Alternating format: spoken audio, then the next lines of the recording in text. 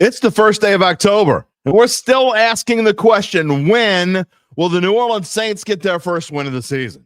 The good news is the odds makers think it will be this week, as the New York Giants, who are coming off their own first win of the season and a big change at quarterback, well, they're coming to the Superdome. Is this the week? What kind of changes would we see if it isn't? Who has the advantage in the series between the two teams? All that, and we'll sprinkle in some LSU and Tulane talk with our friend from WWL-TV, Doug Mouton. We start the month with treats galore and maybe only one or two tricks on the Dattitude podcast, which starts now. If you're looking for the latest scoop and in-depth interviews on the Saints, the NFL, the Pelicans, LSU, along with the best bets of the week, then lucky you. Along with high-powered, in-the-know guests who cover our teams, Jim Derry brings plenty of Dattitude. And he'll always tell you the way it is, or at least the way he thinks it is.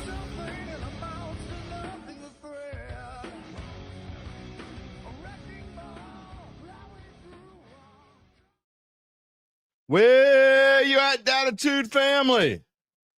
You brought out the sweaters and the hoodies yet? October is here. What do you mean it's 90 degrees outside today? All right, well, let's pretend, shall we? I've already had my fill of pumpkin spice for the day, and we are ready to get rolling with Dattitude. Episode number 422 for a Wednesday.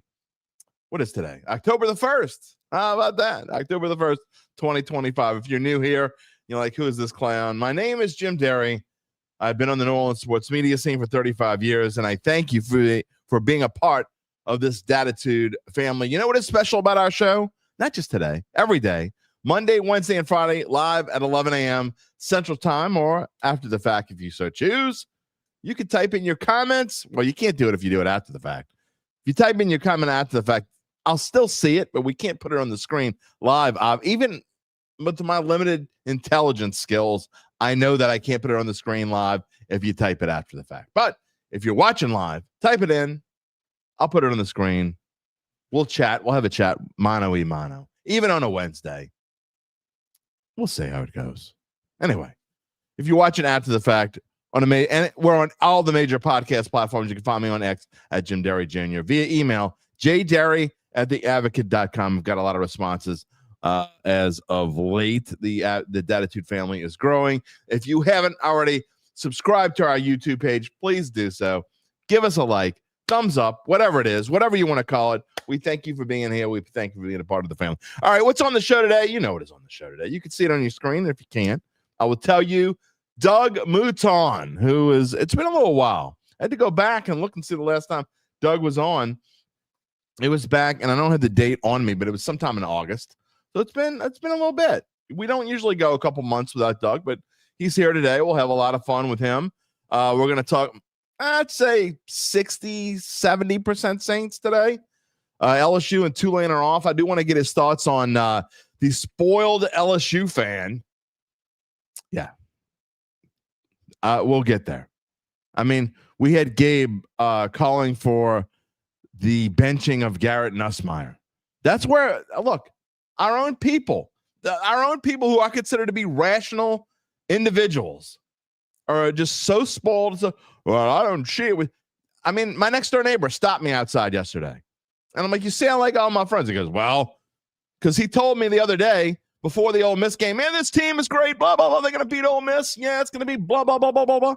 Just like every other LSU fan. Then they lose. Oh, God, massive change. Need massive changes. There we go again. Brian Kelly needs to be fired. That's coming up. It's insane, man.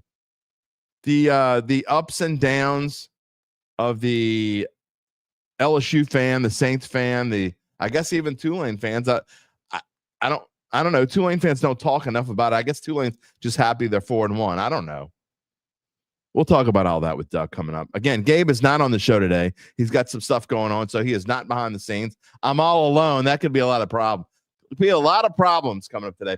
Doug will come on around 11:20. Might come on a little before that. We'll see where it goes. Depends on how many comments we have this morning.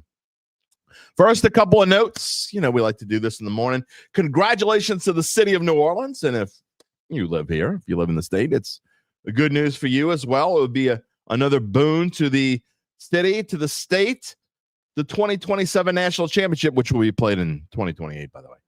The 2027 season national championship, that's only 2 years away, will be played here in the Caesars Superdome on January 24th, 2028. Do you know what January 24th is, by the way, besides my mom's heavenly birthday? No, it's not just that. It is it will be when they play that national championship in the Dome, it will be the 18th anniversary of Pigs Have Flown. That's right. The anniversary of the NFC championship game in which the Saints won and went to the Super Bowl. Remember that? Can you believe it? So it'll be 16 years this year. So when that game is played here, it'll be the 18th anniversary on that same dome floor. Maybe not the same turf, but the same dome floor. So that'll be interesting. Maybe LSU will be in it. Maybe pigs will fly for LSU on January the 24th, 2028. Who knows? Will it be with Brian Kelly, by the way? That's right. I'm pushing buttons this morning. We'll see. Other news around the NFL. We will have a Thursday night football pick later on in the show. I don't know if I'm going to do it alone, or maybe I'll bring Doug on for that. Who knows? First off, big news coming out of either last night or early this morning. I don't remember which one I saw it. Everything runs together. I actually get up. I used to never get up early. I'm definitely not a morning person. But I don't know if it's because I'm older or because my schedule's different now than it used to be or whatever. But, man. So my nights and my mornings run together. I don't know. I got up at like 6:30 this morning. The Browns are making a change at quarterback. It's being reported. They're not going to Shedeur. We told you this already, though. If you listen to this podcast, you know what's going to happen ahead of time. We told you this was going to happen like a month ago. They were going to make a change. They'd go about 4 weeks and they'd play Joe Flacco. They'd stink. They'd put in not Shedeur Sanders, but Dylan Gabriel.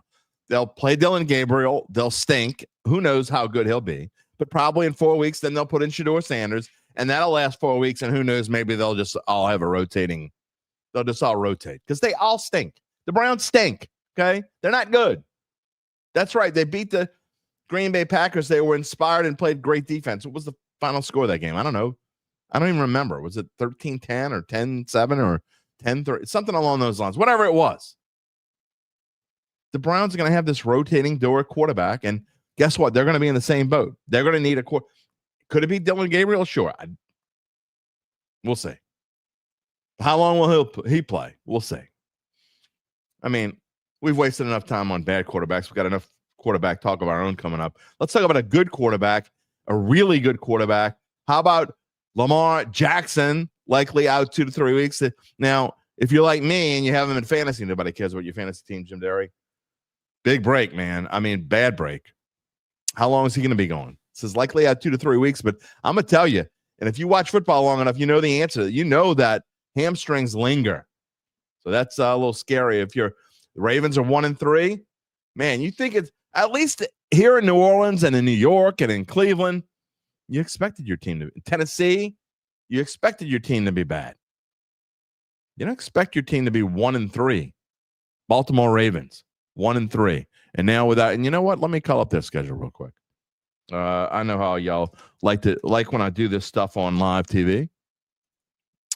Ravens schedule. Let's see what they got coming up. Got the Texans, and now I know the Texans are actually favored. The Texans are favored in Baltimore. How crazy is that? Cooper Rush going to start. And then the next week, they're home again. It's really not that there's a good time to lose Lamar Jackson, but if you're going to lose Lamar Jackson, do you really want to lose him when you got 3 home games in August? Is one of the no? There are 3 home games in a row. Texans, then the Rams, and then the Bears. So is he going to miss 3 home games? That's brutal.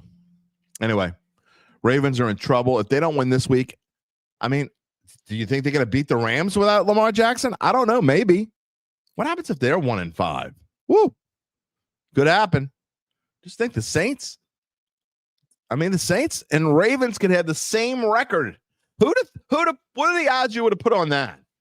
And I'm not going on a limb and saying I'm not ready to say I'll give you my prediction on Friday. Not giving you my prediction today. But just say if the Saints win, and again they're favored, are they supposed to be favored? We'll We'll talk about it. But if the Saints were to win this, Saints are favored, Ravens are underdogs. If the Saints were to win this week and the Ravens lose, what kind of odds would you have put on the Saints and Ravens having the same record after 5 weeks? I would have told you, wow, man, the Saints are what, like 3-2? Who did they upset? That's awesome. No, just the Ravens stink. We talk about this too in the preview. It's why I don't like taking the over. And I did take the over on the Ravens this year, but it's hard, man. It's hard because the Ravens, they usually follow up a great season with, not a stinker, but it's how often do they come up with back-to-back really good seasons? And don't get me wrong, last year was a really good season. I don't know. Anyway, what are y'all thinking? Let's go to the comment stream. We got a lot to talk about this morning. Again, Doug Mouton is already in the green room. He's just hanging out. Randall's here. Taysom is eligible to return in 21 days. I wonder how Kellen Moore will use him. My opinion on Taysom Hill has not changed in the last few months, if you paid attention. I think the answer is hardly at all. We'll see if I'm right or wrong. Again, just because he's eligible to come off, even if he does, how effective can a 35-year-old, he's different, he's Taysom Hill. No, he's not. He's not that different. He's human. He's 35 years old and coming off his knee was destroyed. He's coming off. How big of a factor? You know, the interesting thing about Taysom Hill is I almost made that my lead slide this morning. I almost kind of decided to make that my lead topic, and then I'm like, I don't know. That would just be kind of a reach. We will talk about it this morning. It will come up when Doug comes on in a little bit, but I got to be honest. I don't think it's going to make that much of a difference. How much is he? How is he going to be used? Will he be used the same way? I don't know. I don't think so. I don't think you can use him the same way. Again, prove me wrong. If anybody can prove me wrong, it's that freak of nature. We'll see. And I don't know how he fits in this Taysom Hill offense. We'll talk about it. Rocky's here. Good morning. Hump day. It is hump day. Oh, man. That's one thing. If you're young watching this show, it's one thing I always tell you. What is the biggest difference between 25 and 55, in my opinion, is not necessarily that your knees crack when you're 55 and they don't when you're 25. It's not necessarily that you obviously feel different, whatever. You start worrying about every little thing. I don't know if you other 50-somethings do this, but every little thing. Is it cancer? Am I having something hurts right here? Is it? Do I need to call the doctor? No, besides that, the main thing is time. Time goes by so much faster. I mean, it just seems like we're just saying hump day. And we're in week 5 of the NFL season. It's insane. Dude, it's insane. My 9-year-old daughter, I can't believe how fast it is. We're going in October. No, you really can't believe it goes this fast when you're this age. Crazy. That's right, UBN. Go Cubs, baby. Can they finish the series against them Padres? Where's Mark Gapsky this morning, by the way? Cannon McGee, good morning. Rob, good morning. Musette, yay for the Cubbies. Absolutely. Nathan, good morning, Dad family. Who dat? We looked a lot better on Sunday now. Let's see if we can improve on that against the Giants and finally get a win. Best chance to do it. Can you believe the Saints are favored? We're going to get to it in just a minute. By the way, remember I told you if you haven't subscribed yet, now's your chance. Do it now. Don't be the last one. What else we got? Chad Gage is here. Good morning. How are you, sir? Who dat, Daddy? You know you're here. Good morning. Charles Mangus, good morning. Gabe is not here, but that's okay. Gabe's got had some personal things he's got to do. Emily and Adam Varner are here. Good morning. Daryl Hayden, good morning. You can feel the voice of Buddy D's ghost, and it's only because when I said WWL's Doug Mouton is coming on the show. That's when you felt the ghost of Buddy D. You try to say WWL. That I don't know how. I mean, that's the one thing. I'm sure when Doug took the job, he had to realize, you got to say WWL that many times. I mean, it's hard to do, man. I don't know. Does Bobby Hebert even say it? I don't know. I got Mike Detillier. Is it WW? I think that's how they say it. Randall, happy first of the month. It is hard to believe, first of October. I already told you that. Patricia, good morning. See if Gabe Henderson's watching. He's watching live while doing some home renovations. He'll be back for Pick'em Friday. Christopher Crump, who that, baby? Saints going to get some wins. Gala Scratchings is here. Well, we're glad to have you. Apathy. He just dives in. He doesn't. I got to love. Apathy never says good morning, hello, nothing. He just dives right in. So what was the reason the Saints traded for Devon Vele? Oh, boy. The offense is putrid in the red zone. Devon Vele was hurt last week, dude. Some of y'all, man. Y'all reach deep into the well for the negative question. I mean, you can't. You can come up with a negative question. You can't come up with a better negative question than that. Devon Vele, that's really where you're going. They traded how many times do I have to say the same thing? They traded a 4th round pick. Big deal. Devon Vele, and in the limited time he's played here, he's already contributed. What do you want?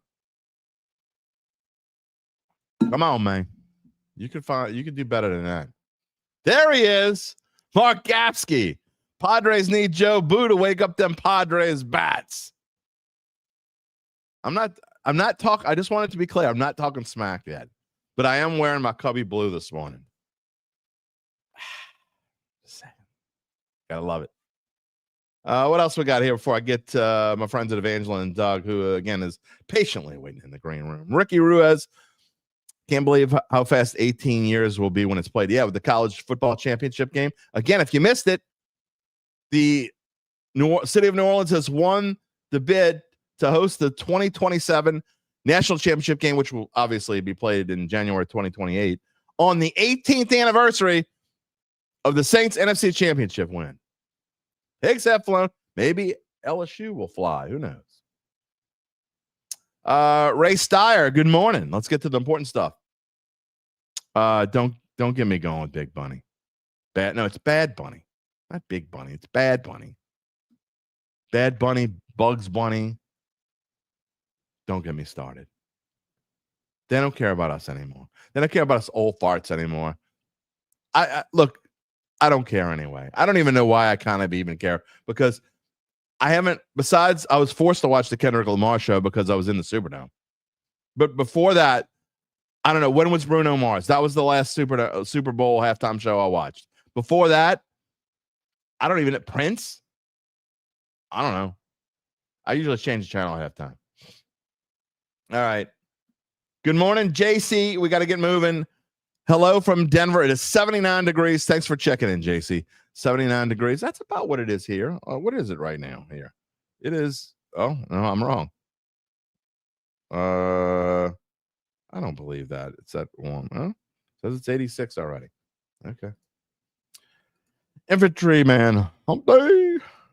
Roy says go Cubs. Last comment before I get to my friends at Evangeline and Doug Mouton. Again, we will show comments during Doug's time here, but not as often as we do when it's just me and you. Phil says he's seen enough of the Rat. It's time for Shuck to step up and show what he has to offer. Too many open receivers not able to catch balls behind them. I think that I'll ask Doug what he thinks, but they go 0-5. This might be it for the Rat. I've already told you what I thought. If you missed it, you can go back and watch Derry's Dime from Monday.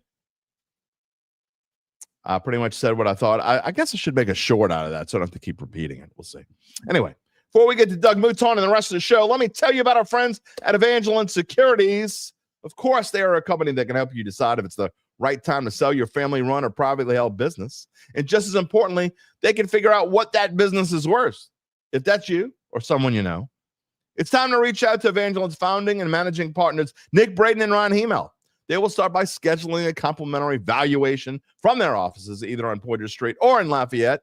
From there, you will be well informed, begin to make the decision on if you decide to proceed. What happens after that? Well, you got to wait to find out what happens. If you're new here, you don't know, but you have to wait. I will tell you in a little bit what happens after that. We got to talk to Doug. In the meantime, you can check him out at www. See how I did that? www.evangelinesecurities.com. Real quick, a couple more comments. Ricky says Prince was great, especially playing Purple Rain as it was raining. Was it raining? That was so long ago, I don't remember. The late great Prince. Hakeem Big Dog, what up? Welcome. Speaking of welcome, has it been here in a little while? Doug Mouton, why haven't you been here in a little while? I don't even know. I don't know what's going on. You're no sound. He's fixing it on the fly, baby. 1, 2, 3, 4. I gotcha. Yeah, I know it's not. I don't know what I did with my mic. I mean, I got my mic plugged in and it's not working, so it's the computer mic, which I know is inferior, but you're gonna have to. It's actually okay. It's okay. Yeah, it's okay. It's okay. Okay. Anyway, super excited. You're super excited? Yeah, the Saints are favorites. That's what 4 and then your favorites. That's what we're getting excited about these days. The Saints are favored. I mean, remember we used to be so spoiled. The Saints would be favored every week. Yeah, like they were always 15 favored. weeks out of 17, right? Yeah, I mean, if the Saints were at home and they weren't favored, it was like big news. The Saints are underdogs at home. I remember like it wasn't even that long ago. It was the Saints Chiefs game. The Saints were playing Mahomes and the Chiefs at home. Yeah. And they were underdogs. They were like 2.5 point underdogs or whatever it was. And we were making a big deal about Saints are dogs at home. That doesn't happen. Now it happens all the time. So anyway, it is kind of cool. I will ask you, and I know you may or may not pay attention to this, and you don't always follow the line like I do, obviously. No, not like you do. Okay, so from Monday I looked it up. Monday at 10:30 a.m., the Saints were at DraftKings were 2.5 point underdogs. On Tuesday at 11:30 a.m., they became 2.5. It obviously changed throughout the way. The Saints went from 2.5 point underdogs to 2.5 point favorites in the matter of 25 hours, and without some kind of weird news like somebody's not playing or whatever. I don't think I've ever seen that before, and I have no idea what's moving that line because I went and looked at BetMGM, who does a really good job of telling you where the money is and where the tickets are. The 72% of the money as of right now is on the Giants. So I have no idea what's moving this line at all. Or maybe they want the money on the Giants. Maybe they do. But generally, they want 50% of the money on one side and 50% of the money on the other. Because then they can't lose. They win. If it's 50-50, they win because they get the juice. They get the juice. That's right. Yeah, 100%. But it's just it's this one of the strangest things I've ever seen. It's just I don't get. First of all, I don't get this line. Again, I'm not giving a spoiler alert. I have legitimately not decided who I'm picking yet. But I don't understand this line at all. This is saying that the Giants and Saints are even on a neutral field, or maybe slightly, just like ever so slightly, the Saints are a better team on a neutral field. Because these days, I know people think it's 3 points. It's not 3 points anymore. It's like 2 points. Yeah. So I'm sorry, but I'm not buying that the Saints are better than the Giants on a neutral field. That's just me. Giants have not been good. No. They were good last week. They beat a Chargers team that beat the Chiefs in week 1. They got the bump of a new quarterback, and now Brandon Staley's got a game's worth of tape. And look, Jackson Dart did a nice job of running the ball. He did. He ran a lot.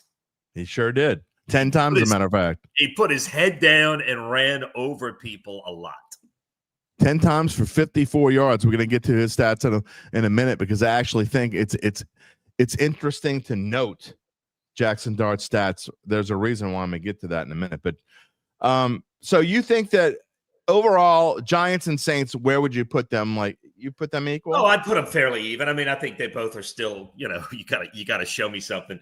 I mean, there's a lot to not like about the Giants. And look, there's a lot to not like about the Saints. I would put them fairly even. And look, for several reasons, I like the Saints in this matchup. Like, all right, I'm positive that I like the Saints. You're positive you're taking the Saints. And here's the thing. I think everybody in New Orleans is taking the Saints. Yeah, for sure. I haven't heard. Look, and I know it's early. It's only Wednesday. I haven't heard one. And it's funny because I listen to the Giants and side of things. And sometimes I don't always listen to it, but sometimes I'll listen to the Boomer and Geo show in the morning. It's on YouTube TV on the CBS Sports Network. And they're on every morning. They come on like 5 or whatever it is. And I'll turn them on. They're just assuming the Giants are going to win this week. We don't understand why they're underdogs, but Giants should get a win there. So somebody's going to be really disappointed. This week. Well, I mean, look, on everyone's schedule, the Giants are one of your wins, and on everyone's schedule, the Saints are one of your wins. That just happens when you're this part of the schedule. You know, I mean, when you're the Giants and the Saints, yes, everyone looks at you like, oh, we're definitely going to win this one.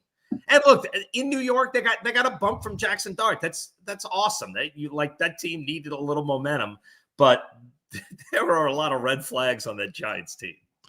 There sure are. And if you look, and it's the perfect time to go to the rankings, and I like to go on Wednesday, we talk about the rankings. And honestly, to me, after week 4, I've always said this, week 4 is the first week where they really matter. I think they actually are starting to show kind of where your team is. And because they fluctuate so much the first few weeks, because they don't really, there's some one great day or one bad day can really change things. Okay. So this is the first week, in my opinion, that they really matter. And you get kind of a glimpse on where your team is. And honestly, I think this is pretty reflective. And I'll start again. We got to remember that not everybody can see our graphic because some people are listening after the fact of the podcast. But the Saints offensively, they've done it with the run. They're 10th in the NFL running the football, which is pretty good. Now, they had a really good week last week running the football against, we told you, the Bills were the worst running defense in the NFL to this point.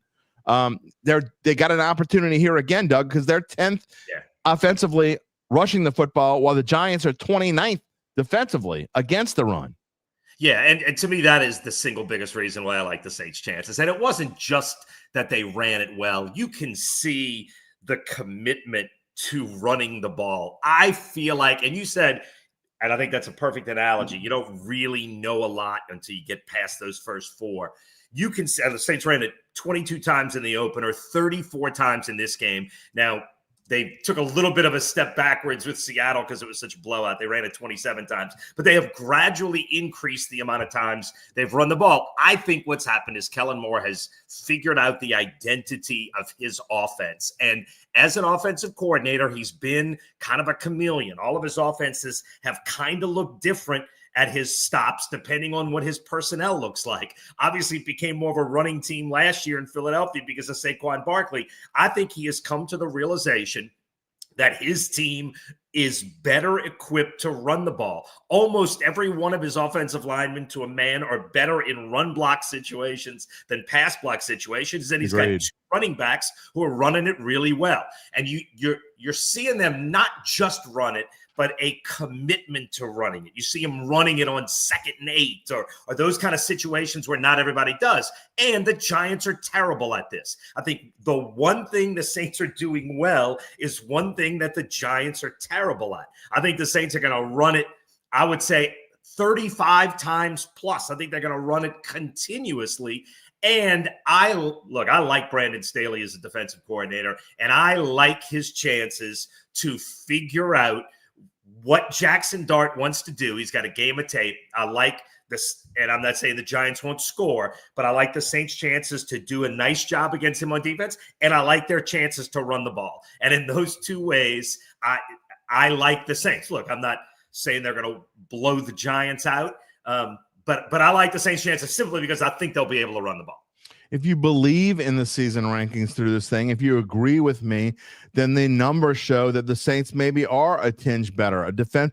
They're even rushing department. Saints defense against offense, it's 18th versus the Giants 17th on offense. Passing wise, the Saints defense is 15th in the NFL against the Giants defense 17th offensively. And then, that's a little misleading. I'm gonna get to that in a minute. And then offensively, the Saints have the 27th ranked passing offense in the NFL against the 25th ranked New York Giants passing defense. So all those numbers are fairly even. Which one is the one you think that matters the most? Obviously, you just talked about the Saints being able to run the football, but what about how much does Jackson Dart change things for them? Do you think the Giants being able to run the football, will they be able to run against the Saints? Yeah. Look, I think the Saints are gonna force Jackson Dart to beat him. I'm super curious to see what Brandon Staley can come up with, and I think this is a great test for him.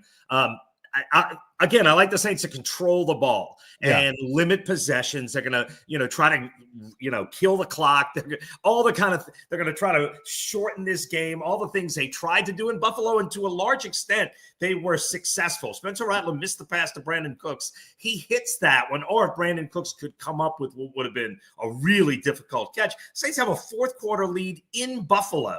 So the Saints were in that game. I thought there was a lot to like.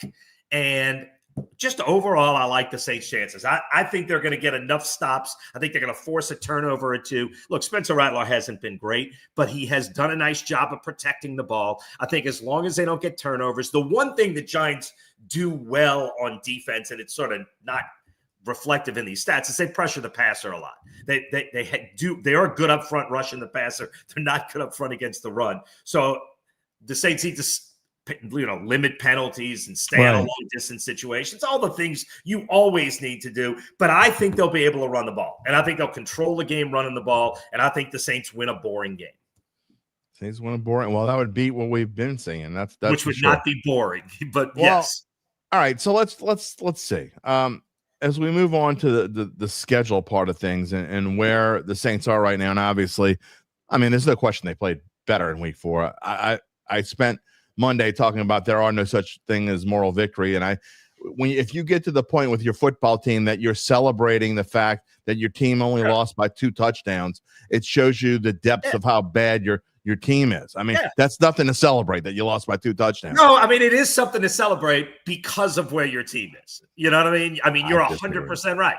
But you're celebrating because you know who it is. And look, the one thing about this organization, I think I've said this every time I've come on here, like this organization is self-aware right now. Like they know who they are.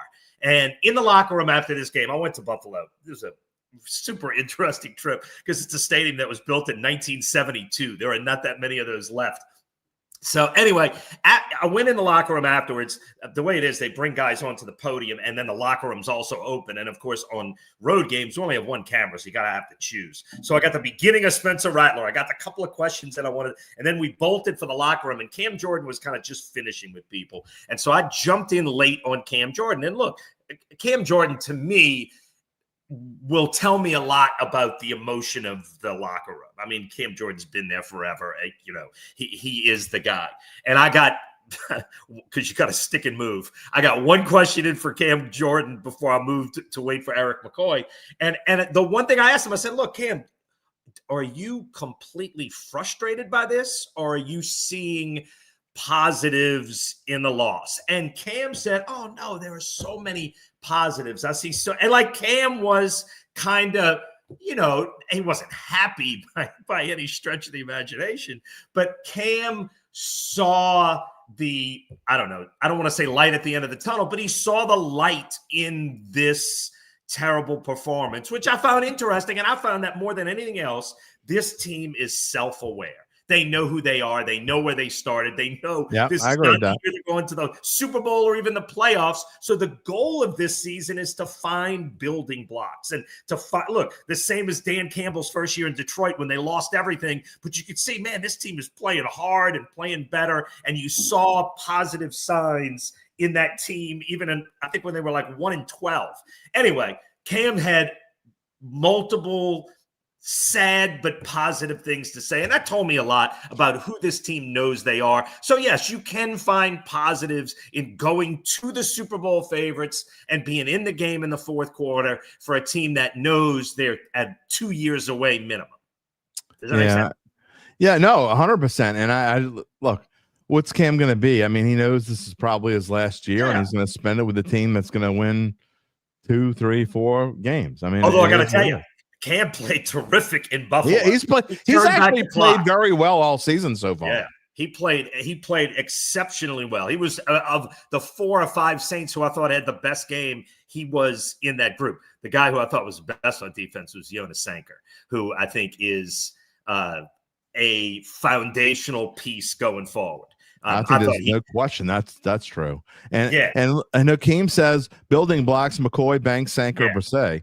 And look, I agree with you. I thought, and again, you don't want to get too fired up over one game or 1.5 games, whatever it is that he played. But I agree. I think Sanker was, let's throw the other way. We're going to throw against the rookie. And no, that didn't work for them either. That was, I will say this, okay, the way they put the press boxes in the back of the end zone. So we're, from a Superdome standpoint, we were low. They had us low. Most press boxes are like the Superdome, where we're in row 48 of the terrace. Talk about nosebleeds. We're 5 rows. But you can see everything up there, though. Sure. And look, I'm not complaining. But no, I get you. The end zone. Loge end zone is where we're looking for, right? When Josh Allen let go of that deep ball that Sanker intercepted,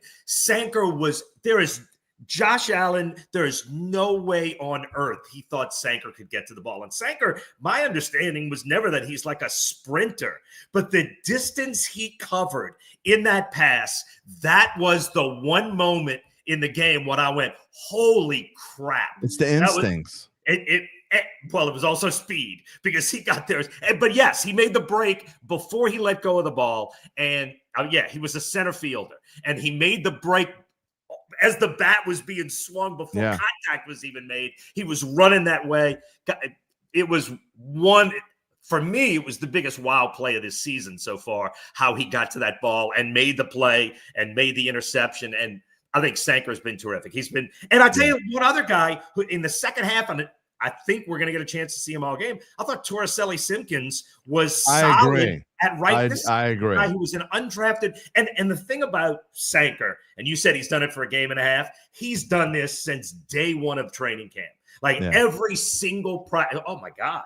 Like he'll give you one of those. So like for Sanker, the fact that he's doing it in the game is the same thing he did every day since day one. And Simpkins too, it's like, is that guy like you don't believe it as much with Simpkins because he's an undrafted guy, but like I'm super curious to see him in a whole game. This will piss some Saints fans off when I say this, but I gotta give a nod to Mickey. Oh my God, there go the numbers. They're all gonna drop off. But I really think that this draft and last year's draft, I think they could end up being really good drafts. Again, it takes a little while to figure out what you got in the draft, but you talk about where they drafted Sanker and where they drafted some of the guys, and Torricelli Simpkins coming out of nowhere. I mean, now granted, he looked good because Cesar Ruiz has been so damn bad that anybody probably could look good in that right guard spot. But he came in and I thought like you said, I thought he played very well. And I just think that there's a couple guys over the past couple of years from this draft that are going to play huge roles in this team going forward when you think about the future of this football team. Yeah, look, Quincy Riley, I think you're going to see Quincy Riley, absolutely. Quincy Riley's going to be starting. My guess is like this is a 3-game set. Either during this 3-game set or by the end of this 3-game set, Quincy Riley is going to be in there like Sanker, and they're just going to say, all right, you're our guy. I think Quincy Riley is close. Danny Stutzman was a guy all of us liked in training camp. I don't know if we're going to see more of him this season, but I think he could be that guy. Look, I think Kelvin Banks has been okay so far for a first-round draft pick. He has not been great, and neither has Tali Fuaga. I like both of their upsides, but they are far from where they need to be at this point. I wouldn't say either one of them are playing like a number one tackle. They're playing. They've both been okay so far, although I like both of their upsides going forward. Again, this season is about finding pieces and finding identity. The running identity. Like I thought that was exciting the way they ran the ball because it was the eye-opening. Okay, I think we found something here that we can do, and that we with this group can do well. And I like how how Kellen Moore has kind of eased Kendre Miller into more. Each game, it seems like he plays a little bit more. I mean, maybe not has more carries now he did this week, but just in general, I see Miller playing a little bit more each week, probably also to make sure that he doesn't get hurt. But what I've seen from Kendre Miller so far, I've really liked, and we've given him a lot of grief on the show, and a lot of other people have given him grief too, but I think he can be that back. And hopefully as you go forward, I don't think you want to see maybe not 50-50 Kamara and Miller, but if this season starts to slip away like we think, maybe Miller does start getting like 14, 15 carries a game, and they each have somewhere around that. Yeah, and look, it was super even this week. Kendre Miller is so interesting. I don't know, and I should have asked, and I probably could find out now, but Dennis Allen did not like Kendre Miller. Kendre Miller did something or said something. I don't know what he did, but Dennis Allen called out Kendre Miller on the microphone in California, he didn't call on anybody. Camp on multiple occasions. And I don't know what spawned it, but Dennis Allen and it was this. They did not get along. And Kellen Moore, you could tell he knows that because he's been asked about it a bunch. And at one point, it was Kellen Moore lets the truth sneak out a little bit more than Sean Payton did, because he's not quite as savvy because he hasn't done it as much. So every so often the truth will come out in a way that's kind of funny. And Kellen Moore's his line when asked about Kendre Miller at one point was, I don't quite get what the knock was, but all I can say is he's been great for me. Like, he acknowledged that the previous coach just didn't like him. Maybe it was the whole previous coaching staff and didn't believe in him or didn't like him or whatever, but that he hasn't seen that. And he has been super pro Kendre Miller and seen nothing but positives in Kendre Miller from day one. And Kendre Miller has played like it, has looked terrific so far. And I think he's motivating Alvin Kamara a little bit. I agree. Alvin Kamara has had a little more jump in his step. And I don't think at this point Kamara wants the ball 24 times in a game. So yes, if you can at that age, let's say they run it 35 times this week. If you ran 15, and then 5 of those are Rattler runs, I think that would be a perfect distribution that would make everyone happy. Right. And Kendre Miller knows he's not Alvin Kamara. He's fairly self-aware. His one line after the game was, I know Alvin doesn't really want it all the time, so I'll take those. You know what I mean? Like, he knows he's not saying, I need it 30 times. You know what I mean? He knows his place 30 years in old. Hierarchy. Exactly. Yes, obviously nobody in today's era wants it 30 times. No. I mean, I don't know, maybe like Josh Jacobs might want it 30 times. There are a few guys who might, but it's not good for the team. It's not good for your long time. I mean, you're playing 17 brutal games. No, it's a lot of games. It's not smart. But anyway, I think the distribution has been good. I think that's going to continue. And I wouldn't be surprised if they do get to run it 35 times, if 5 of those go to Devin Neal and you start seeing him getting a few just to take carries off of people. Because I think Devin Neal was another guy from this draft class, has an upside that at some point we're going to get to. Yeah, the stats were very similar between Kamara and Miller, as Doug just said.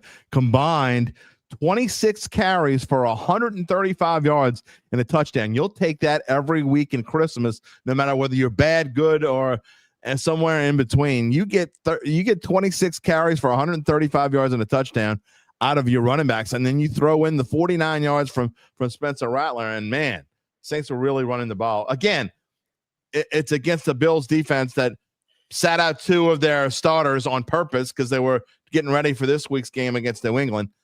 And they were already 32nd in the league against the run, but still, you take whatever you can get. Yeah. And I think honestly that the Saints could have similar success.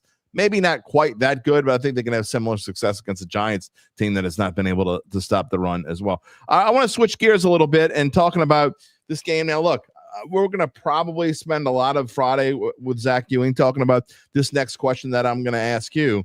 But as we go forward, in fact, I actually think it's going to probably be the title slide. But going into this game, this is an important game for a number of reasons. We talk about the Saints being favored, but I honestly believe, Doug, that if the Saints don't win this game, if they fall to 0-5, I think you've got to make the change at quarterback.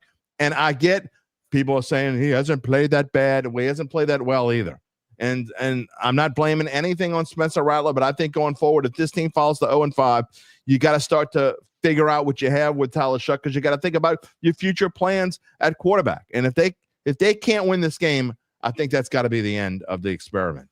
Yeah, look, I don't know if the timetable is that soon. Look, you are 100% right in the sense that you talk about building blocks and things you have to figure out this year. The one thing you have to know by the time you get to week 18 at Atlanta, you have to know if your quarterback of the future is on your roster now or if he's not. because that's going to determine what you do in the offseason. So by then, you have to have a solid evaluation of both of these guys. Do you need 12, 13 games of Tyler Shough? Not necessarily, but there is no doubt in my mind that he at some point is going to take over at quarterback. And that doesn't mean it wouldn't go back to Rattler later, but I think Tyler Shough at some point is going to get at least a 4-week window, maybe and probably likely more than that, to be the Saints quarterback, because you cannot go into the offseason. Like, let's just say, hypothetically, they played Rattler 17 games. You would have no idea if Shough was your starter quarterback. Correct. So then if you've got the 7th pick in the draft or the 3rd pick in the draft, do you take a quarterback? You don't even know. You have to know the answer to that question. I know everybody gets that, but I do think that that singular line guides a lot of what you're doing this season. You sort of said it, Jim. I don't think you can blame Spencer Rattler for the Saints losing. He also hasn't been able to get them over the hump to win.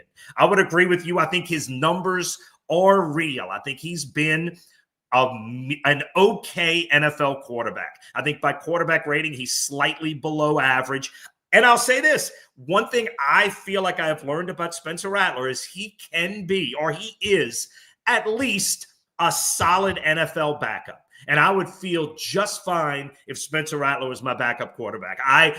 Jake Browning or Spencer Rattler, I'm taking Spencer Rattler. He's done some good things. And in Buffalo, the thing he did best was run the ball. And that was one of the things he talked about in training camp, was making plays with his legs. The one time they actually called a running play for him, Jim, which I thought was a fascinating play call. I think it was a 3rd and 1. They ran the option with him where he actually had an option pitch and kept for 2 yards and a 1st down, which I thought was super interesting. The one thing, when Tyler Shough does take over, you're going to see a ton more of design quarterback runs. That was the theme throughout training camp, was that when Rattler quarterback, they almost never called design quarterback runs. When Shough quarterback, they called them a lot. So when people don't realize that Tyler Shough, I know people might freak out if they hear me say this, but just from what I've seen, everything that I've gone back through college, Tyler Shough can run the ball just as well as Spencer Rattler can. Oh, no. Tyler Shough's faster. Maybe better. Tyler Shough has better athletic numbers than Rattler. The reason I think more than any other that they didn't run Shough more was because he had such an injury history that they just wanted to keep him on the field. Correct. And he's got the shotgun arm. But Tyler Shough absolutely has athletic numbers that would lead you to believe he would run the ball. And again, whether you believe that or not, the Saints did that. And a lot of what we've seen in Kellen Moore as a play caller, we saw throughout training camp. We saw this emerging, and Tyler Shough will run the ball more. Look, going back to your question, I don't know if the window is this week. I think it depends on what it looks like from Rattler's standpoint. But that time is coming. There's no doubt that time is coming. Although I think the Saints win this week, and that does extend his window. And I don't know if the change comes at the bye or whenever. The change is going to come, even for Rattler's biggest fans. The change is coming. Look, I put before the season started, I put the over/under on how many games each would start. Like the minimum that each would start is 5.5, and I still believe that. I still think that. I think that's solid. Yeah. Oh, by the way, breaking news: the Saints are set to announce a long-term lease with the Caesar Superdome. Breaking news here on the Dattitude podcast. We're being reported by NOLA.com, and I'll try to get to that later on in the broadcasts. So we'll see. That's important to get us back in the Super Bowl hunt. Very big deal. Remember, we already lost our shot at I forget what year was it? Yeah, I don't think our best shot was the next one, but I do think in this window, because of the success we had, God, it was this year, wasn't it? Yeah. God, it feels like it was 2 years ago. Because of the success we had this year, we're back in the hunt. And I don't think it's going to be as long as it was last time. Anyway. Yeah, a couple things. What some fans are saying here this morning about what we're talking about. Ryan says he believes Rattler will get 8 games, barring a disaster game. Let's see. Hakeem says Rattler should get it until at least the bye week. Bobby Sarah saying Bobby said weeks ago we would be in and he would be in until October. Well, I mean, we're in October now, but here's my thing. Look, I don't think there's any chance. If the Saints don't win, there's no chance, almost no chance that Rattler's going to get to the bye week. Okay. And again, I know we're predicting. Yeah, that's good. You're I predicting, don't disagree. but I mean, that kind of leads to where the Saints going to get a win if they don't win this week. I'm sorry, but I know earlier. I think the next two are possible. I think that the next three are all possible. I mean, UBN says SVP and Stanford Steves think the Saints win 3 in a row. I think they're out of their minds. The Saints aren't beating New England. Are you? No, what the Saints? Did you see what New England did to Carolina, who's at least at the bare minimum a very similar team to the Saints? Okay, they beat the ever-loving snot out of them. The Patriots absolutely have more talent. They have a mobile quarterback, and that which is actually what kind of scares me about the Saints. Just don't fare well against mobile quarterbacks, although they were okay against Kyler Murray in game 1. But I don't know, man. If they don't win this game, maybe they could win at Chicago. I definitely don't think Chicago, against Dennis Allen's defense, they would certainly be motivated. They would be very motivated. Yeah. And maybe at Carolina, although, again, I think Carolina's better. But, I mean, to me, the Saints have like 3 chances. Again, I don't think they win all 3. But the only 3 chances they have to win before the bye week is the Giants this week, at Chicago, and at Carolina. And of the 3, I think this is their best chance. No, I don't think there's any doubt. This is their best chance. No Malik Neighbors. I mean, for a team that has struggled at cornerback, no Malik Neighbors. I mean, who's the Giants' best receiver now? Wan'Dale Robinson? Wan'Dale Robinson's got to be. That's not a scary number 1. Although on the other side, look, I want to bring this up. Scottibo's been great. The Saints wide receivers have underperformed like maybe no room in the NFL. That's true. I think Kellen Moore knows that. He already made the trade for Jalen Polk for next year. He made the trade for Devon Vele. Clearly, he feels like this wide receiver room needs help. Look, Kellen Moore went all in on speed, right? He's got 3 guys that can all run. But Pro Football Focus does the blocking of wide receivers. All 3 of them are near the bottom. Rashid Shaheed is one of the worst blocking wide receivers in the NFL, and I think that's all truthful. Their ratings are sometimes wanky, but I think they are correct in those. So they've been poor in the running game, and because of that, you know how many running plays over 20 yards the Saints have this season? The answer would be 0, which is last in the NFL. So you're banking on the speed. The reason you have no running plays is because you have no blocking downfield. So if you break through the first line, the DBs are all making tackles because nobody's blocking them, right? So that's the first part. So you're all in on speed. You know how many pass plays, 20 yards or more, the Saints have on the season? The answer is 4, which is the worst in the NFL. That's horrible. They have the least explosive run plays. That's because you have a quarterback who can't throw more than 12 yards. Plays. Yeah. I think it might be the worst overall. And not only that, but you've invested all this speed. The Saints are last in yards after catch. Their yak is – so you've got speed guys who aren't getting the ball when they can run with it or catching the ball downfield. And because they're tiny, you're not getting any explosive run plays. So to me, that's been the biggest – negative of this season has been the performance of the wide receiver room. It has, and I'm going to push back. I'm going to push back on you a little bit, though. I'm going to push back on you a little bit. And here, Ryan's back in what you set up. Ryan says we have no one that can make contestant catches, at least in that wide receiver room. Too little. I don't think we know whether we do or not. I think that. Look, I'm sorry if people don't agree with this, and people hate when I say stuff like this. But Spencer Rattler has been absolutely horrendously god awful with anything beyond 15 yards. He can't throw any pass. His accuracy has been off the charts bad. He can't throw, and everything's behind the receivers. So besides one pass, he threw one pass in the Arizona game that was a deep ball, and I think it was to Olave. That was like a drop in. It was in the first drive. Yeah, it was a drop in the bucket. It was the best pass maybe I've seen Rattler ever throw. And he hasn't thrown anything like that since then.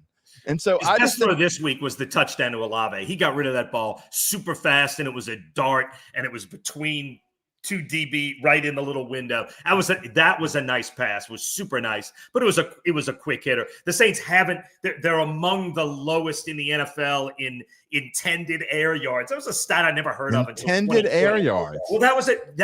at the end of Drew Brees' career, that became an interesting stat to watch because Brees' shoulder was so bad, he literally couldn't throw the ball downfield. And you could see the evidence of it in intended air yards that he just was, everything was dinking and dunking. Of course, Drew Brees made it work. The Saints right now are not making it work. They got to get some more explosive plays. That's one thing they got to figure out how to do. The one thing they can do, despite all that, is run the ball. And they're against Buffalo, and I know Buffalo's bad at it, they ran the ball when Buffalo knew they were running the ball, which is a great sign for the offense. And I think that's a good sign going this week to the Giants, who have been terrible stopping the run. So even if the Giants know they're running, I'm not sure they can stop it. A couple of things going to what you were talking about earlier, and then we're going to move on because I actually want to talk about the series history for a moment before we briefly touch on LSU and Tulane. Spoiled LSU fans. That's a whole different story. Malik Neighbors and Wan'Dale Robinson, they have the same amount of catches this season, 18 catches. And Wan'Dale Robinson not that far behind in receiving yards. He's got 237 receiving yards. So he clearly becomes why though, right? Because Malik Neighbors is on the other side. That's how you have success as a number 2. It's a I don't deny that game when you're the number 1. Yeah, I know. I'm not saying you're wrong there, but I'm just saying it's still happening. So they've still been finding ways to get the ball to him. Darius Slayton was the number 3, now the number 2. He's got 9 catches this season for 135 yards, and you go beyond that, and there's not a whole lot. I mean, their 4th leading receiver is, at least in catches, is tight end Theo Johnson and Tyrone Tracy, who was hurt last week. I don't know if he's going to be healthy this week or not. He was also just a handful of catches. Scadabo's a better player anyway, so Scadabo's going to play most of the time. Yeah, I don't think there's any doubt. But one stat that I do want to talk about that I find interesting, and I didn't know this until I looked at it, but last week, Jackson Dart's first NFL game, just kind of looking at it from the periphery and looking at it from the Red Zone channel, I thought he played a great game. But then when you look at the numbers, they really weren't all that great in the grand scheme. He didn't throw the ball well at all. No, he was 13 of 20, which is okay, but he had Rattler type numbers. He was 13 of 20 for 111 yards and a touchdown. Meanwhile, Rattler threw for 126 yards, and but it was running the football. Jackson Dart running the football. Where is it? Here it is. He ran the ball 12 times for 54 yards with a touchdown. So 12 times. Yeah, from your quarterback. Obviously, the Giants don't want him running the ball 12 times, but they wanted to win the game. They got the bump. Clearly, you're playing Jackson Dart different than you're playing a lot of quarterbacks. You're begging him and daring him to throw on you without Malik Neighbors. Right. Again, there's a lot to like about the Saints' chances. Yeah, I look. But Jackson Dart's a guy that I liked in the draft. I didn't know if he was worth that top 10 pick, but Jackson Dart at Ole Miss did so many good things. But he didn't get picked in the top 10. He was picked like 23rd, I think. Arm, he's got the size. He's got everything it takes to be a really good NFL quarterback. I like getting Jackson Dart in his second NFL start. By the first on the road. In 8 weeks, Jackson Dart might be a different player. And like I said, I like Jackson Dart. I think he was in the hopper for the Saints. We had heard from the beginning that they liked Shuck more than Dart. I don't believe that. No, I'm not saying you like him better. I'm saying I don't believe that the Saints liked him better and were all in on Shuck. And that obviously played out in the draft. They passed on Dart and then took. They didn't pass on Dart. Dart didn't get picked to the 25th pick of the draft. But if you thought I think they thought he would still be there. At 9. If you take him as your franchise, no, I think if they were both on the board in the second round, the Saints would have taken Shuck. That's what we heard from multiple people. There's no way we'll ever really know because they don't tell you anything. There is. What frequently happens is you'll find out 2 or 3 years later because Mickey Loomis will say, "Oh no, we would have taken Dart." I will say this, and this we do. I don't care what anyone says, and I'm sorry. Prove me wrong a year, 2 years from now, whatever. Anyone who thinks Tyler Shuck is going to have a better NFL career than Jackson Dart is off their rocker. They need to feed the pigeons on Sunday. They can invest. You can get right now. I think they have a special at the North Shore Bird Feed plan up here. They need to go invest in birdseed and feed the pigeons on Sunday because Jackson Dart's going to be an NFL quarterback for a while. I think. Why do they invest in I don't get the birdseed reference. Because they need to go feed the pigeons on Sunday afternoons. Oh, and not watch the game? And not watch football. Yeah, leave your TV at home. Just don't even bring your cell phone. Don't be tempted so you're not even allowed to watch if you're wrong? No, you're not even able to watch. I get what you're saying. I got what you're saying. I just didn't get the birdseed reference. Yeah, you can't even watch. I mean, if that's what you can't even watch. That's fair. All right. Anyway. But look, they had similar numbers, Rattler and Dart this past week. Difference is it was Dart's first game, and it was Rattler's 11th game, 10th starting. So big difference. All right, last question. I mean, I think we've kind of answered this. Sean wants to know, do we think this is a must-win for Rattler? Doug thinks no. It depends on what he looks like. Look, if he throws 3 interceptions, I don't think he makes it and the Saints lose, I don't think he makes it to the next week. If he plays solid and they lose. What's solid? What they did last week? If he plays exactly like he played last week. If he played like he did last week and they lose, I think it's going to be a big question. He'd have to be better. Yeah, he'd have to be better than he was last week. And, maybe they lose it because they fumbled 3 times. That wasn't his fault. You know what I mean? I think there are scenarios Here's the problem. Where either thing happens.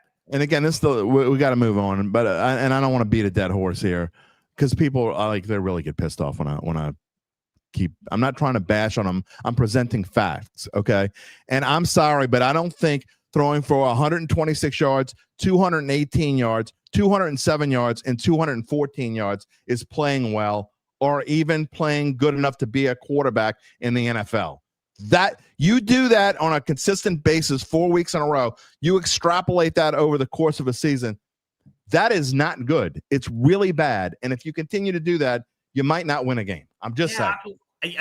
Although if the Saints ran the ball for over 200 yards and he threw for 205 and they scored 27 points, that would be just fine. Because that's who this team is. This team doesn't need him to throw for 350. If he throws for 350, they're probably in trouble. This team doesn't need those kind of numbers out of him. But you're right. Look, he's got to hit that touchdown to Brandon Cooks. There have been multiple singular plays in the game that have made huge differences that he hasn't hit.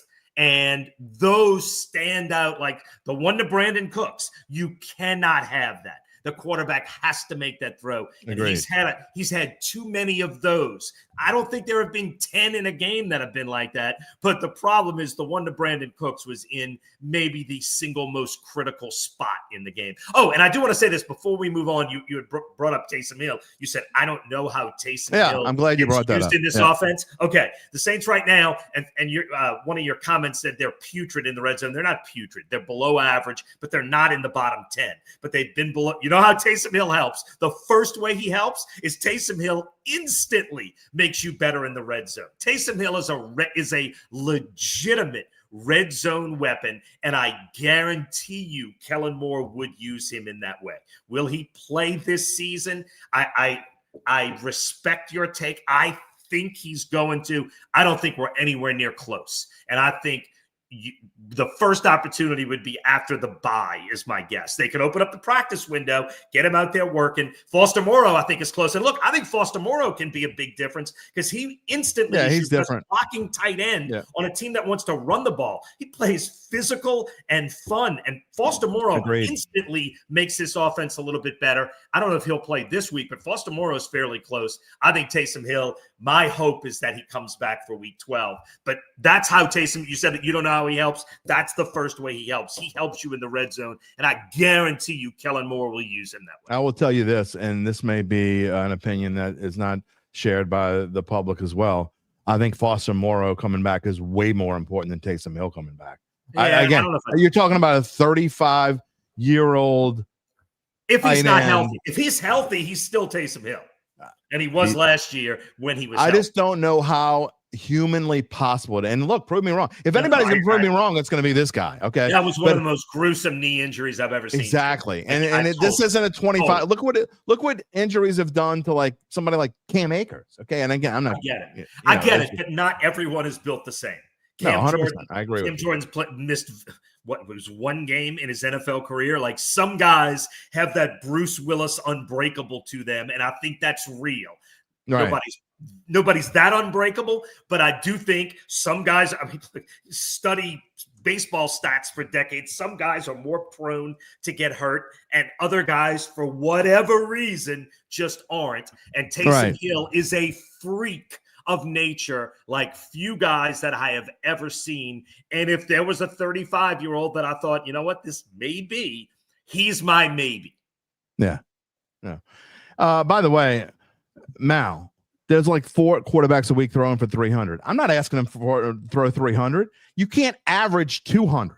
If you average 200, and he's actually averaging, I think, a little bit below 200. I'll do the numbers for you later if you want after Doug's gone. You can if you run it 37 times a game. You cannot average 200 yards a game. I'm sorry. You can and be a successful. Even Jalen Hurts throws for more than 200 yards a game, and he doesn't throw for that many. I mean, you can't do it. You can't be successful and do that. You just can't. And it's not like, okay, well, I don't care. You're now 11 games into this dude's career. I'm sorry.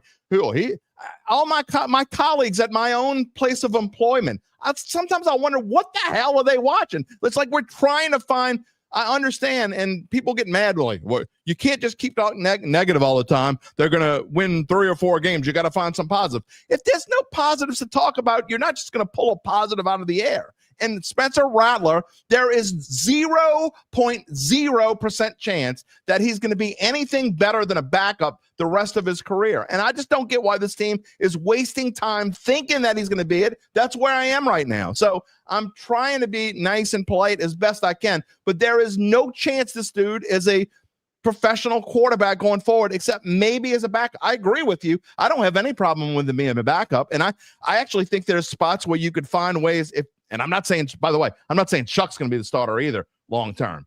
But I think that there's ways you can find Spencer Rattler, like plays, even if he is the backup, to come in and make plays for him. But you got to be honest with yourself, Doug. I'm not talking about you, and John. I'm talking about the fan in general.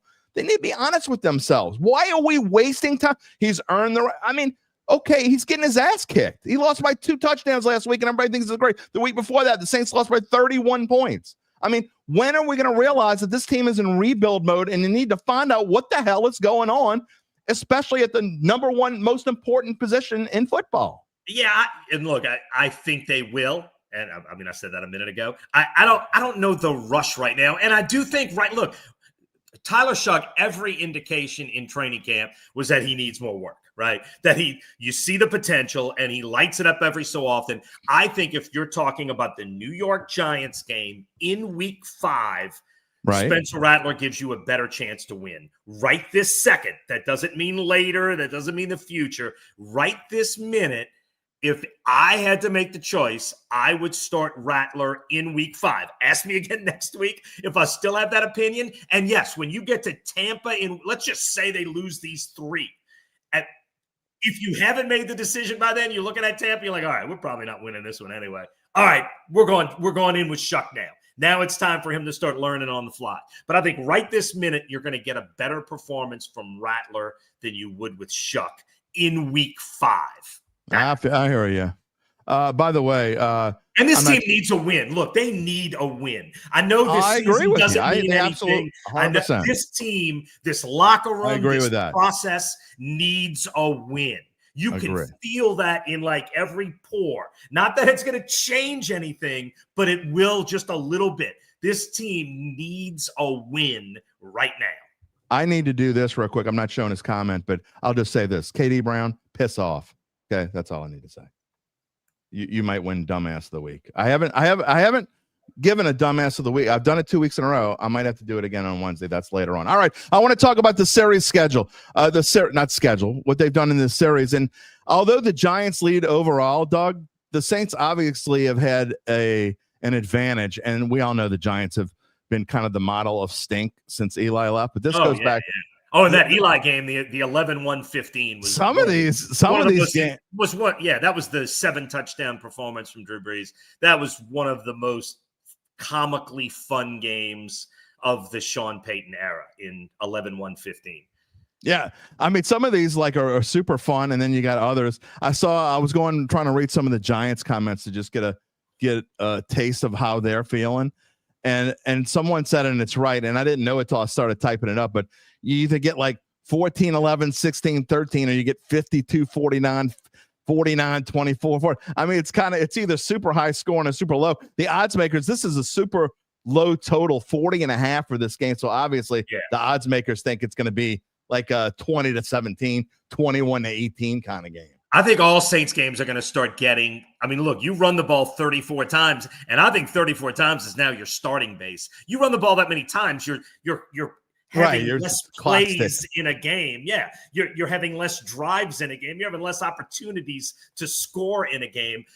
Look, a few of them stand out. The one in 21 was the Saquon Barkley game when the Saints had won that game in the fourth quarter, and that was that game, and they were two mediocre teams. That game was one of the great Saquon Barkley wow games that I know the backwards jump is it, and he had a bunch of wow games last year, but that was an incredible game from one guy. And then I went last year to the Meadowlands that was the Darren Rizzi game. That was Darren Rizzi coming home, getting a coach. That was the last time the Saints won.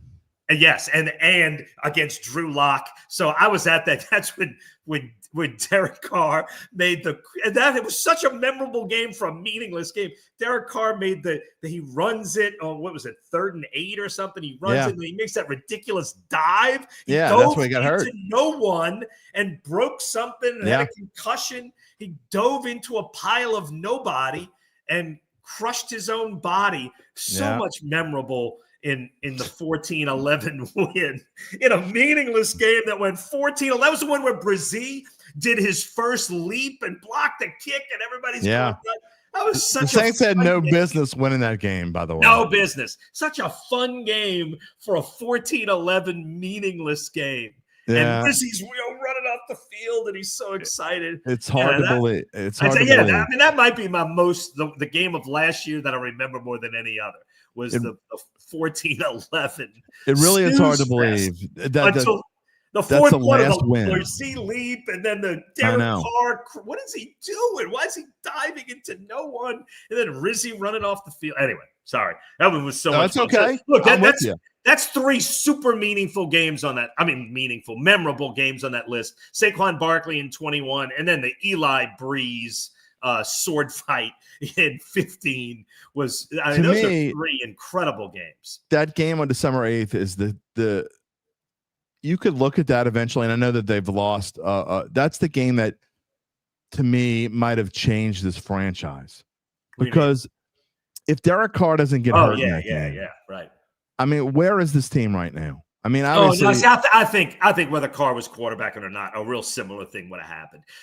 They'd be 2-2 right now. I mean, they were out of it. They were done. They got that huge emotional lift because they all wanted to play for Rizzi. You mean he was done like for that? Like he wasn't going to play. They were going to. No. Even if he did play, I think they were done. I think that after that game, the team cashed out. Like whatever chips they had, they were like, how much money we got? No, I agree. I agree. So I think they would have cashed out whether Derek Carr was the quarterback or not. I don't. No, I'm talking about like for this year. Yeah, like just in general, franchise. Like it was a franchise changing kind of game. Once Dennis Allen was out, the Derek Carr era had a stopwatch on it at that point. Now, I agree with that. Yeah, would he be back this year? I don't. I think. There might look if he'd been healthy, they might have been able to trade him and get something for him, and somebody might have rolled with him. So maybe, maybe with that salary, he would still have to give back the money that he gave back to do that. No, not if they traded him. Although he might have been willing to be able to move on, because there's no question he wanted to move on if he was able to play. Those are obviously questions. Make him back for somebody. I'm glad that era is over, and I'll say this. I'm with you. I'm glad it's over too. The feel of this season, even at 0-4, is nothing like the feel of last season from covering the team and being around that organization. Look, for the last 2 years, and here you can get on Mickey Loomis about this if you want. The Saints didn't recognize that the Sean Payton era was over soon, 100%. right? And I think they would say that to you, maybe not publicly, but I think they'd admit that. They tried to, the Saints were one of the NFL's winningest organizations for like 18 years, and they tried to hold on to that. Agreed. I can't blame them for that. Did they hold on too long? Absolutely. Last year, and even the year before last, felt like they were clinging on to the last hope with an aging roster that didn't show much hope, trying to cling on to the past. This organization, and I've said it a bunch, feels self-aware. They recognize who they are. They recognize they're not going to be good this year, and they have started building for the future. I think for everyone's belief in what they're doing, they really need a win. But even if they don't get it, the vibe of covering this team is 100% different. Will Kellen Moore eventually get the Saints to the Super Bowl? Obviously, none of us have any idea. But looking back on it now, the last 2 years were kind of dreadful covering a team trying to cling. You know what? At some point, every organization in every professional sport has to say, okay, that era's over. Let's start again. And the Saints have clearly started again. And I like the feel of everything they've done. And I like a lot of the building pieces that I've seen. So if I come off more optimistic than I should for an 0-4 team, it's because I went into it realistically knowing there is 0% chance they're going to the playoffs this year. So let's just see what we can learn during this season. Yeah, I mostly agree with you, but the one thing that I'll push back just a little bit on is, and I talked about this Monday in my dime, you think about the really good teams and the teams that are good over the course of time and longer than just one era, like you're talking about. And I'm not talking about having to win the Super Bowl every 5 years or whatever. I'm just talking about that are generally good football teams. And you think about a team like the Green Bay Packers. And what are the Green Bay Packers are, for the most part, I mean, I'm sure if I went back and pulled their records up, I'm sure I could find a semi-bad season here or there. They've never had a season that I can remember in the last 30 years like the Saints are going to have this year record-wise. But they're able to foresee it. They're able to accept that, okay, our quarterback's not going to last much longer. Brett Favre, when he was getting towards the end, they drafted Aaron Rodgers. It wasn't popular with Brett Favre. They didn't care. And Aaron Rodgers, it certainly wasn't popular with Aaron Rodgers when they drafted Jordan Love. But the franchise knew that they needed to draft a quarterback. And I'll go back to, and again, you say getting away from the Peyton era, and I just want to get your take on this. But, you know, I think with the absolute biggest mistake. Yeah, quick time out. The Packers are like a really good example because I actually looked at a few teams thinking the same thing. The Packers haven't had a 4-win season since 2005, which is 20 years ago. So they were 4-12. Now they had a 6-10, a 6-9. They were mediocre a lot, but they've also had the Pack. But again, you're comparing the Saints to what might be one of the best 2 or 3 over. And what about Pittsburgh? I mean, same thing. Pittsburgh. No, right. Pittsburgh's in Pittsburgh, they're not happy with a whole bunch of 9 and 8s.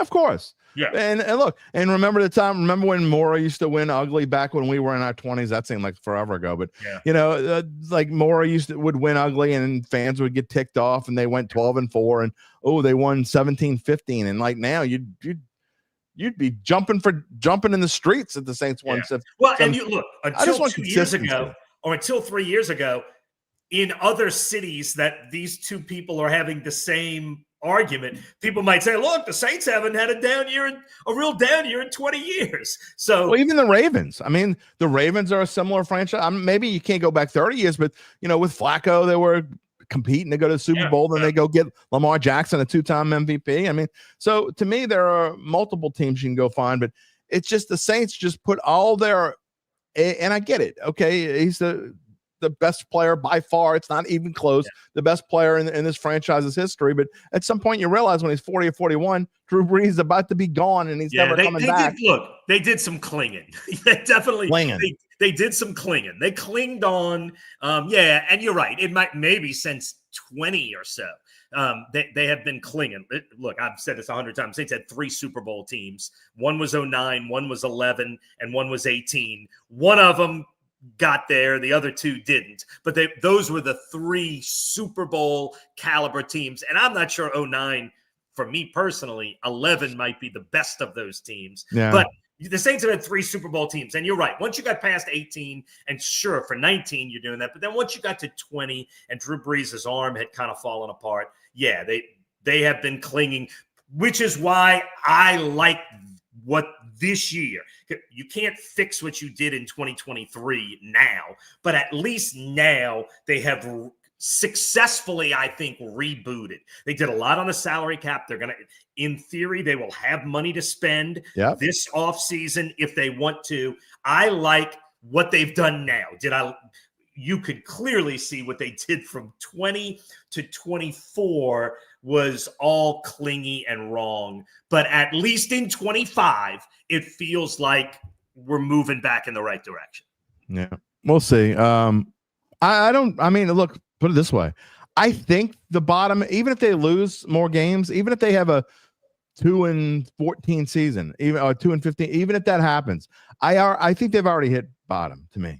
It's not about wins and losses. Seattle's bottom. Yeah. And look, I'll say this. I thought Buffalo was a huge test for Kellen Moore. Look, Kellen Moore is a legitimately nice guy. He's not playing nice guy. He is a nice guy. And you wonder coming out of that, can he light the fire necessary to get that team to not do that again, to not accept the mistakes that they made in Seattle, which was horrible. And clearly that team played better and smarter and harder in Buffalo than they had in Seattle. And yes, they didn't win, but that's why I found a positive in that game and I thought Kellen Moore did a terrific job in the Buffalo game of play calling, of keeping that Bills defense off balance, of getting his team in a position to score points. Rattler didn't make the pass to Brandon Cooks, but in theory, he got his team to a point where they could have had a fourth quarter lead against the Super Bowl favorites. Anyway, so I liked a lot of what I saw from Kellen Moore, but again, I think the next step, he's got to get a win. Yeah, absolutely. I mean, that's kind of the part of what we're talking about. Does he have to get a win? Maybe not. No, I think this team needs it. I worry about the cash out factor at some point, which came right after that Giants game last year. And a win would get so much like, oh, okay, we are maybe doing some things right. Yeah, it's going to look. And we talk about this too. And I'll actually put the schedule back up because they don't get a win this week. And we talk about after the New England game. And I've said this many times, Doug, but if they don't, after the New England game, they only have 4 home games the rest of the year. Yeah. And that's hard to believe. After October the 12th, you look at all those ats on that schedule. They get 7 ats and only 4 home. I mean, that is a tough road to hoe, and I don't mean that as a pun. Well, except those last 4 games, and it's the reason why I said the Saints would win 6, because I said from the beginning I thought they might be 2-8.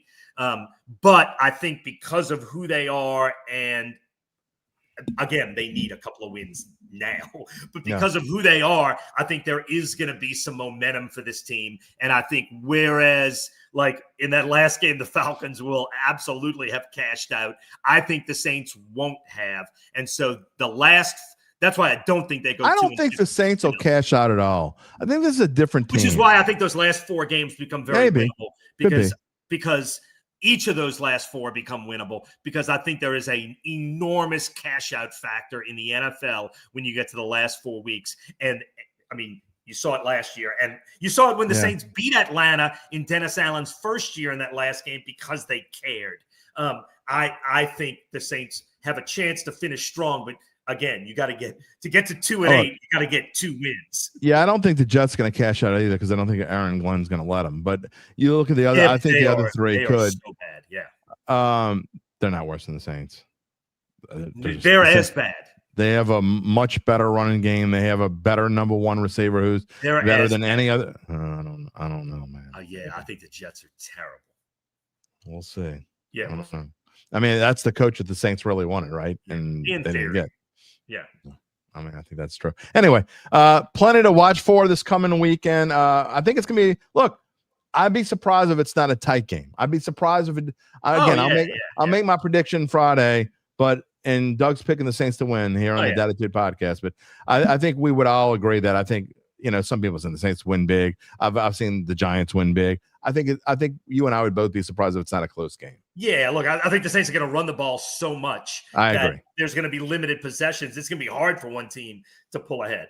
Yeah, no, I agree. I like the Saints' chances, and I would give the 2 or 2.5, whatever it is, depending on what service you use, because that's not enough points for me, to to take a team that I think is going to lose. Yeah, we just have fun with it anyway.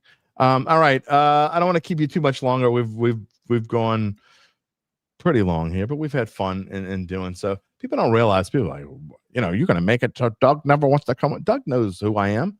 Doug didn't just meet me yesterday. He didn't agree to come on the show without knowing who I am.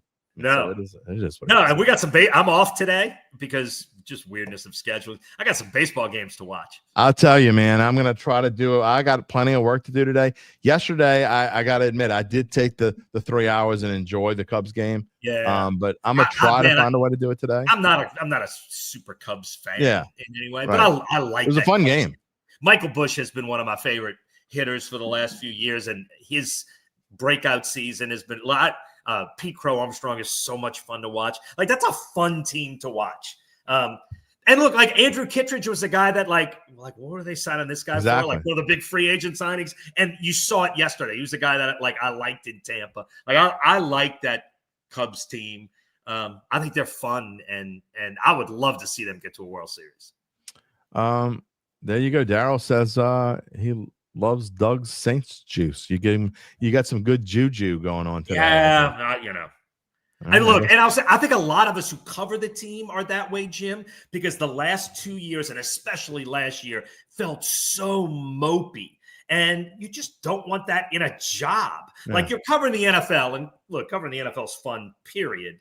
But man, you want some kind of mojo going with it. Those years covering the Saints when they were good. I mean, 2018 was one of the, I still say the in 38 years of doing this job, the greatest run to cover was that LSU team in 2019. Oh, yeah. Spectacular and amazing. And I had known Ed Ogeron from his year, going to Mandeville. He lives right down the street from you. Yeah, he lives right down the street from me. So, like, Ed knew me a little bit. So, like, we got a little bit of inside access sometimes. That was fun to get. And covering that team. And Justin Jefferson's been one of my favorite players since he was junior year at Destrehan. So there was so many things to like about that team. But the Saints in 18, that whole run, last year covering the Saints was miserable. And this year, because there is some optimism about what they can build, has been so much more fun and energetic. And like I am pulling so hard for the Saints to win because I would love for them to taste that success because I know what it could mean for them. And I know I kind of feel that's what they need. And I want them to win because I like what they have started to build. And I think a lot of people who cover the team who are almost all from New Orleans, we're all pulling for this team to win.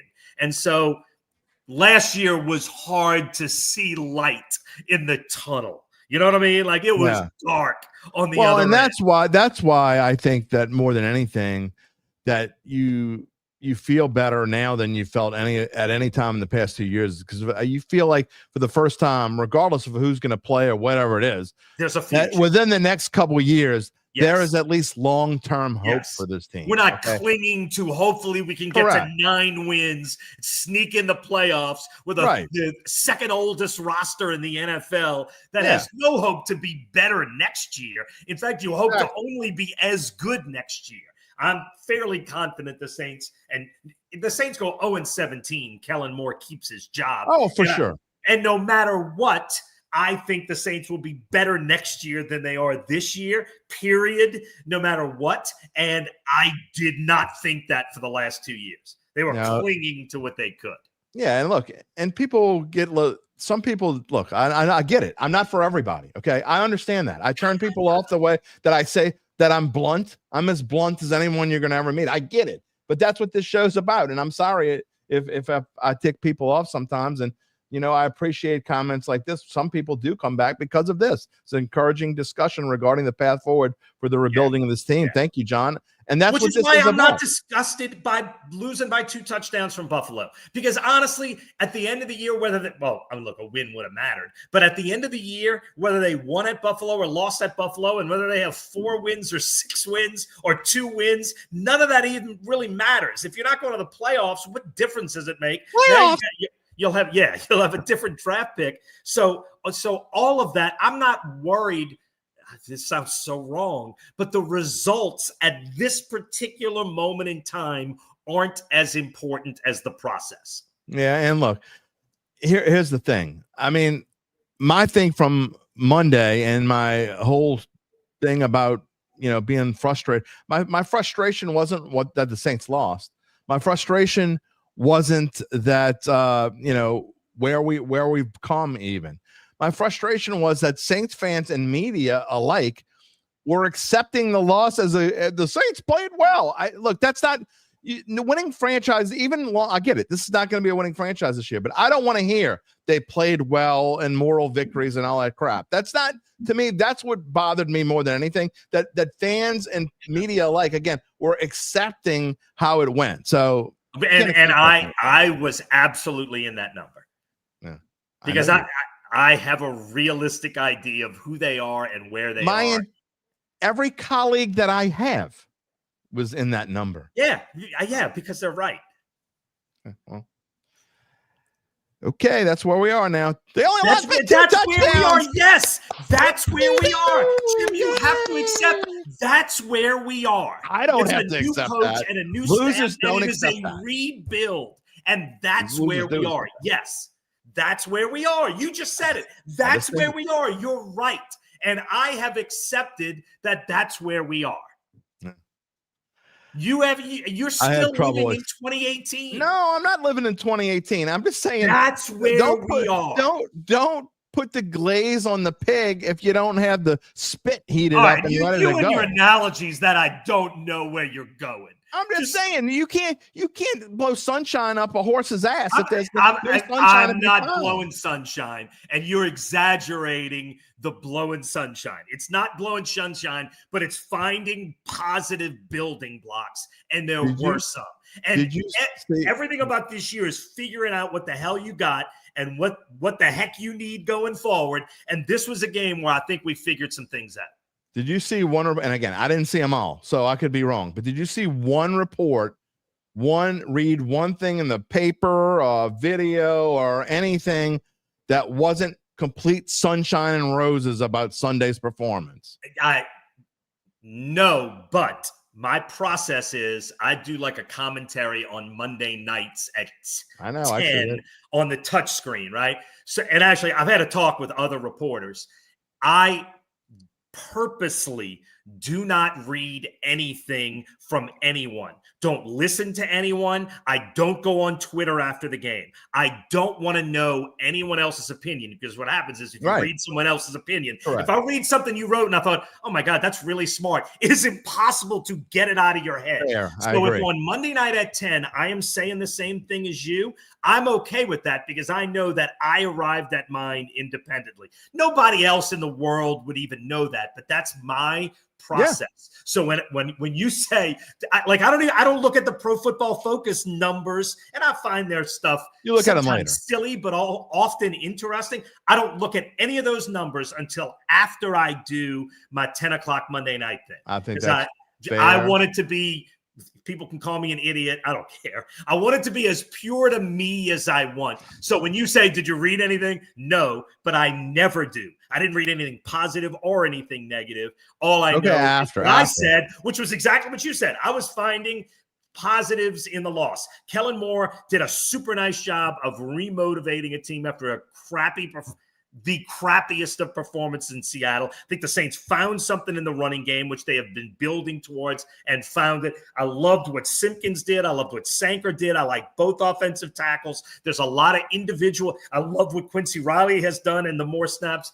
I'm watching individual guys. I found a lot to be encouraged by in a 12-point loss. I have a friend of mine, my friend Scott, who's been a season ticket holder. We've been best friends since we were like 3 years old. He told me I was an idiot and this is pathetic and unacceptable. And I just respectfully disagree. You and Scott are the same guy.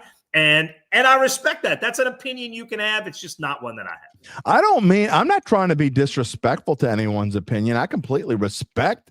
Yeah, but your delivery comes out. Your delivery is like, okay. How long have you known me, Doug? When is my delivery been You're the idiot. When has my delivery been couth? Oh, you're a little bombastic. Just a little bit. I mean, and it's just who I am. I mean, no, I get that. And like I said, I'm 100%. You wouldn't come on the show if you didn't know that that's who I was. Yeah, no, and I've been on the show a couple of times. Yeah, no, I mean, look, your opinion is legit, and it's like I said, you're the exact same as my friend Scott. I knew where my expectations were so low, and that right now I'm like, okay, I can see what they're doing. I guess my final point from Sunday was this, okay? And I'll use my analogy from when Zach and I made our predictions Friday for Sunday's game. We used the mentality of someone from a betting mentality. I mean, a lot of times, when I'm making a prediction, I give you the prediction that I think is going to happen. A lot of times I want to be wrong. 100%. You took the points. Okay. All right. 100%. Not only did I take the points. You and I are closer than you want to let on. Not only did I take the points, but Zach's prediction was on the final score was 31-17. And again, I do these before. I don't look at his score. So I didn't know what his score was when I did mine. But Zach's prediction was 31-17. Mine was 30-17. The final score was so funny. No, this is no kidding. Sean Fazan sat next to me from Fox 8 in the press box. Sean looked at me 5 minutes before kickoff and said, "What's your prediction?" And I said 27-17. And he said, "Yeah, mine's 33-17." That's funny. Like all four of us all with the 17 in the same neighborhood. Right. Yeah. But and then I looked back and I said, "I take the points." He goes, "Oh yeah, I take the points too." But just because I was expecting and taking the points, that my point is that doesn't mean it's, I'm glad they lost by 13 or 12 or whatever it was. That doesn't No, of course not. Of course not. But it also, because they did what we expected, because they had the 1 week where they were way worse than anyone expected. It does tell me that you, at least to a certain extent, believe in what they've started to build. Because there was plenty of evidence to say they're going to get blown out by the best team in football. Buffalo isn't just the best team in football right now. They're the Super Bowl favorites. They were like -4 or +410. The next one was like +650. Like they're like the Super Bowl favorites by a lot right now. And Josh Allen's the MVP favorite by a lot right now. There was a ton of evidence to point to a blowout, and you thought it wouldn't be. The vast majority of people who watch this show on a regular basis, who are high in the sky and then lower than low. I'm not going to mention any names. Yeah, that's all of my friends. No, that's all of my friends. We're predicting like 44-10 because you only think about what you saw last week. Okay. Right. And they're the same people who are predicting the Saints to win by 10 or 17 this week, because it's what did you see last week? It's not about what you saw last week. Right. You have to be more level headed and see anyway. Yeah, so and you are, and I applaud that. I just don't think that, but if you put it all together, and again, we're going to put it all together at the end. We're only a quarter of the way through the season. You're going to put it all together. It's like cooking a gumbo. You're still stirring up the roux right now. Oh, no. Yeah. No, you've made at this point, I think 4 games in, the roux is done.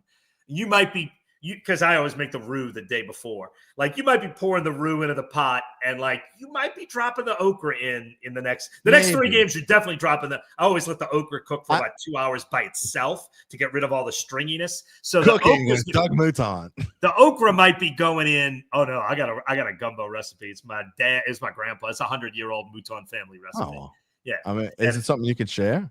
Yeah, but it would take me 20 minutes to tell you. I'm just saying later. Oh, yeah. But you got to have 2 days to make this gumbo. Well, I'll take 2 days. I'll take 2 days in the fall. Oh, let me just say one thing about my dad's gumbo. I said, "All right, Dad, what are we doing for shrimp?" He said, "All right, I'm going to go about 7 or 8 pounds." He said, but you need all sizes of shrimp. I was like, "Really? Why?" He says, "Well, this is my dad. You want the worker shrimp, right? You want the little ones that can be on almost every." He said, "But you also need at least 2 pounds of show shrimp.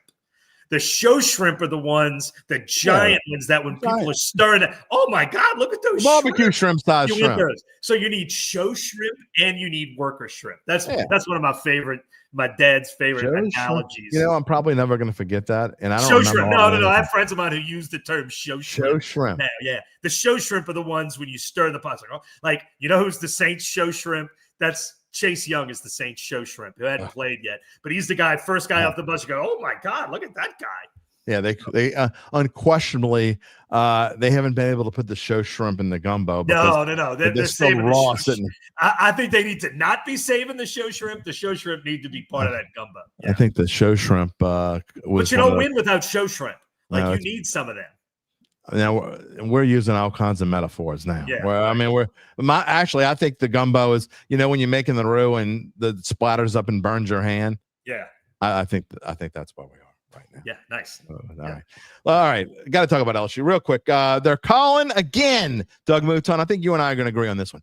They're calling again for Kelly's head. Yeah. Kelly's got to go. He stinks. He's terrible. He's got to go. They lost. They were 4-0. Nobody was calling for Kelly's head, and now they lose, and they're calling for Kelly's head again. Where is this LSU football team right now? Boy, this LSU. I am obviously much more pessimistic about the team than I was heading into Ole Miss, and it's funny because we have these talks all day at work in the sports office, and I was the most high on LSU in the sports office before the Ole Miss game, and it wasn't the final score; it was what it looked like, and.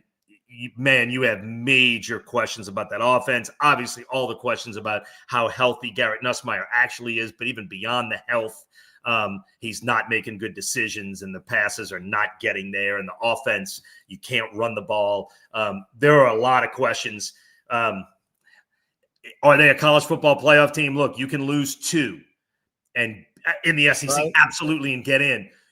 No one has gotten in with 3 losses. Right. And so I think that's where the bar is set. They can lose 1 more, and they still got Alabama and A&M on the schedule, which I think a split would be what you could hope for, which means you got to win everything else, which means Oklahoma, who knows how good they are at the end of the season. And this one in South Carolina. Well, not this one. It's next week. Right. So you've got the next game. Yeah, the next game, no question. You've got some major questions on this team. Look, I think it's a spectacular secondary, but Ole Miss stressed it. And if not for Halsey's play to force the fumble into the end zone, the score would have looked like what we saw. You have to like the defense despite all the yards they gave up to Ole Miss.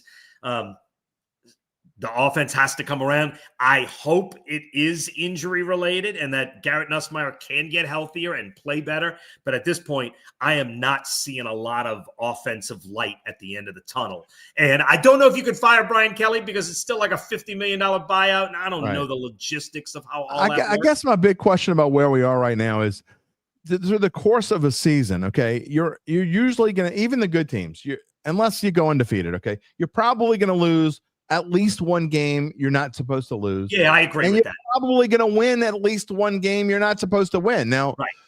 I think that, and what you're saying is, and I agree 100%, the jury's still out. My biggest answer is I don't know. I don't think they're as good as we thought they were coming out of Clemson, let's say, because Clemson is clearly not as good as we thought. And Florida is not very good. So those wins don't look as captivating as they did back then. But I don't know where the floor is. Like, this team has confounded me a little bit. Like, I think the South Carolina game is going to tell us a lot. And I know it's South Carolina, but South Carolina is a pretty good team. Yeah. They're not Ole Miss might be very good. And Ole Miss has showing the signs. They took apart Tulane, and Tulane's pretty good. And Ole Miss might be very good. And if they are, then maybe LSU's, you know what I mean? Whereas South Carolina is sort of that slightly better than middle of the pack that I think might be a good barometer for where this LSU team really is. That's why, makes sense. Yeah, no, 100%. But my thing is, and it always bothers me in general, and look, I can't say I never do it because never is a long time, but I don't hardly ever, super rarely do I let 1 game change my opinion on what I think about a football team. Maybe alter just slightly, but if you thought LSU was a college football team before this past game, I think it's silly. And I'm not, if you didn't think that, well then great. Okay, whatever. But I think it's silly to change your opinion on whether you think it's after just 1 game. I think you mean a playoff team. Yeah, a playoff team. That's what I meant. Yeah. And going back to Clemson, and I'll ask you this: what I ask I've asked of the past couple guests now is, maybe, just maybe, Clemson is where they are right now because they lost that game. And you know how you talked about the Saints cashed in after the Giants game? Yeah. It's possible that Clemson they put all their eggs in this season's basket. Okay. And when they lost that first game, I don't think people can realize how much that took out of that team. Maybe it changed them. Maybe I don't know. Maybe. Although I've watched as everybody thinks. You know? I've watched them since then. They checked out. I just don't think they're that good. Look, and I'm not saying I wholesale change my opinion of the team, but like Ole Miss, if that's your first big test, you weren't as good as Ole Miss. Like Ole Miss can't be their first big test though. The first big test was Clemson. I mean, going into that game, you're talking about 2 top 6 teams going into that game. That's what they were. Much more so than the NFL is you don't, especially in today's era with the transfer portal, you don't know what teams are until week 8. And I agree. And I agree with right now, I don't know who LSU is. They're not as good, I think, as I thought they were, but I don't know where they fit. And again, playing, I think they're talent-wise significantly better than Vanderbilt. But I think South Carolina tells you a lot because they're a pretty good team. Are they a college football playoff team? I think they're going to fall below that mark. They struggled there, remember? They super struggled against bad Carolina. So I think we're going to find out a lot about this one in this one. I don't know who LSU is yet because I don't know 100% why the offense is bad. If I knew Garrett Nussmeier was 100% healthy and the offense looked like this, then I'd be much more cashing out on this team. That's a bigger question. I think no question. And they're so guarded and secretive. I'm not going to pretend like I know something I don't know, and I don't know. And you watch him. Look, I'll say this too. You watch Garrett Nussmeier so far this season and tell me he's a first-round draft pick, and I'm saying that's not the guy I'm seeing. Remember Jim Moore? I'm not seeing a first-round draft pick so far this year. Remember Jim Moore used to say, you think you know. We don't even think we know. We don't know Jack right now. I mean, we don't know how good. All right, so, I mean, it's just hard to predict what's going to happen. I agree with you. Not just the next game, but obviously when you get to this point of the season, almost every week teaches you something. Who's after South Carolina? Vandy's coming up soon. Let's see. That's not the next one. I don't think. As I do this live, somebody's screaming at their phone right now. Okay. It is Vandy. Vandy is the one. They go to Vandy, and then throws me off because this is the off week. I knew Vanderbilt was like 3 weeks away, but then it's back-to-back games. After Vandy, if they can win the next 2, great. They're 6-1. They're back. They're in the conversation. But then back-to-back games. October 25th, they're home for Texas A&M. They get their last bye week, and then they go to Alabama. Yeah, and what I'm saying is to be a college football playoff team, they have to win these next 2. I agree wholeheartedly. We'll see what happens. But I'm just not. I think it's a little crazy to get on the. I mean, who are you going to get? I mean. Yeah, but I feel like you can't win the big game. You learn so much every game because you don't know a lot. You know what I mean? So whereas with the NFL, like we knew where the Saints were. You know what I mean? Like we knew exactly where they started.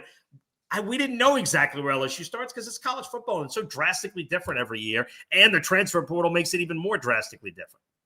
You know what else is different? How about Tulane Green Wave? They have, to me, entered must-win mode again a couple weeks ago. For the rest of the year. I don't think that they can afford to lose again to be able to make the playoff. But look, you still got to like Ole Miss to be great. They need I would say their only hope to be a college football playoff team, which is the goal until it's unrealistic. Right. It's still on the table. For them to be a college football playoff team, Ole Miss can't be mediocre because then that loss looks worse. If Ole Miss is a top 6 or 8 seed in the college football playoff, then all of a sudden that loss doesn't look so bad early in the year, right? But either way, you got to run the table at this point if you want to have any hope at that. No, I completely agree. And I think, look, they're entering a stretch now where they have games that not only – should they win? I mean, they better win. Before they get to Memphis. Good coach. They got Memphis in like 3 weeks on a Friday night. Memphis is the next real test game, fun, all that stuff. The East Carolina game, they should roll through that. Yeah, I mean, you better. You better win that one easy. The fans at Yeoman will not be happy about that. All right, Doug. Congratulations on your 3rd place finish in the Donzi Rainey League. I mean, you get to eat for free again next year. I'm the bubble boy. Leagues. There was this kind of year from him in 5 fantasy baseball leagues. I finished in the money in 4 of them, which is great. Except I didn't win any. I didn't win any. So I don't agree on me. The last time you were on here, you were I said you were great.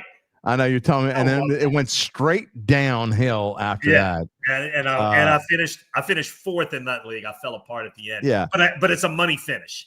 When you said that, I think I was first in both leagues. I was first in the Donzie Rainey League, and then lost 4 of my 5 starting pitchers over the course of about 10 days, and that was the end of that. Yeah, I know you feel terrible. I do. It's okay. You know, that's all right. I finished in the money though, so all I know is next March you're buying me Sunday lunch, all I can eat and drink at Drago's. So, I'm thanking you now. But you're paying and I'm not. Maybe I'll I don't know. Maybe I'll disappear, go to Barbados. You're not like that. That's wrong. Don't even joke like you're right. I would never paying your debts. And I hate it. All right. Mike Pearlstein's investigative reporter was at NOLA.com, the Picayune, been at Channel 4. He's retiring this week. Mike Pearlstein, when he finishes in the money, orders this giant, stupid dessert. He does. And eats it in front of all the people who are paying when he's not paying. I'm getting a Pearlstein, and he's drinking, knocking him back. Pearlstein is not in the money, and I'm looking at you and Pearlstein, and I'm getting that stupid Pearlstein dessert. Well, I think you should. You have earned it, but I will say this. I know this. Nobody cares about our fantasy teams, but I was pretty happy about my fantasy football team this past Sunday. I only have one fantasy football league. It is my own, of which you are a member. And my one meeting with Lucan the Wolf Boy was this past week. And thank you, Josh Jacobs. Yeah, I'll see you in the playoffs. All right, maybe so. I'm 3-1, so I'm not terrible in that league. All right, next time you come on, I mean, people, I'll just say, yeah, Doug, whatever you say. I'm just gonna go. No, you did. You won. If I had started Kenneth Gainwell, you wouldn't have, but that's all right. If I would have started Chase McLaughlin, I would have won by 20. I shouldn't have said that. Anyway, I apologize. I will see you soon. Right. Have a great week, my friend. I will see you at the Dome. Baseball. Yeah. Go Cubs. I got a quadruple header. All right. Enjoy the day, my friend. Oh, I will. All right. See you later. All right, Jim Derry. Later, my friend. All right. Doug Mouton, everybody. I know we got a lot of comments back there.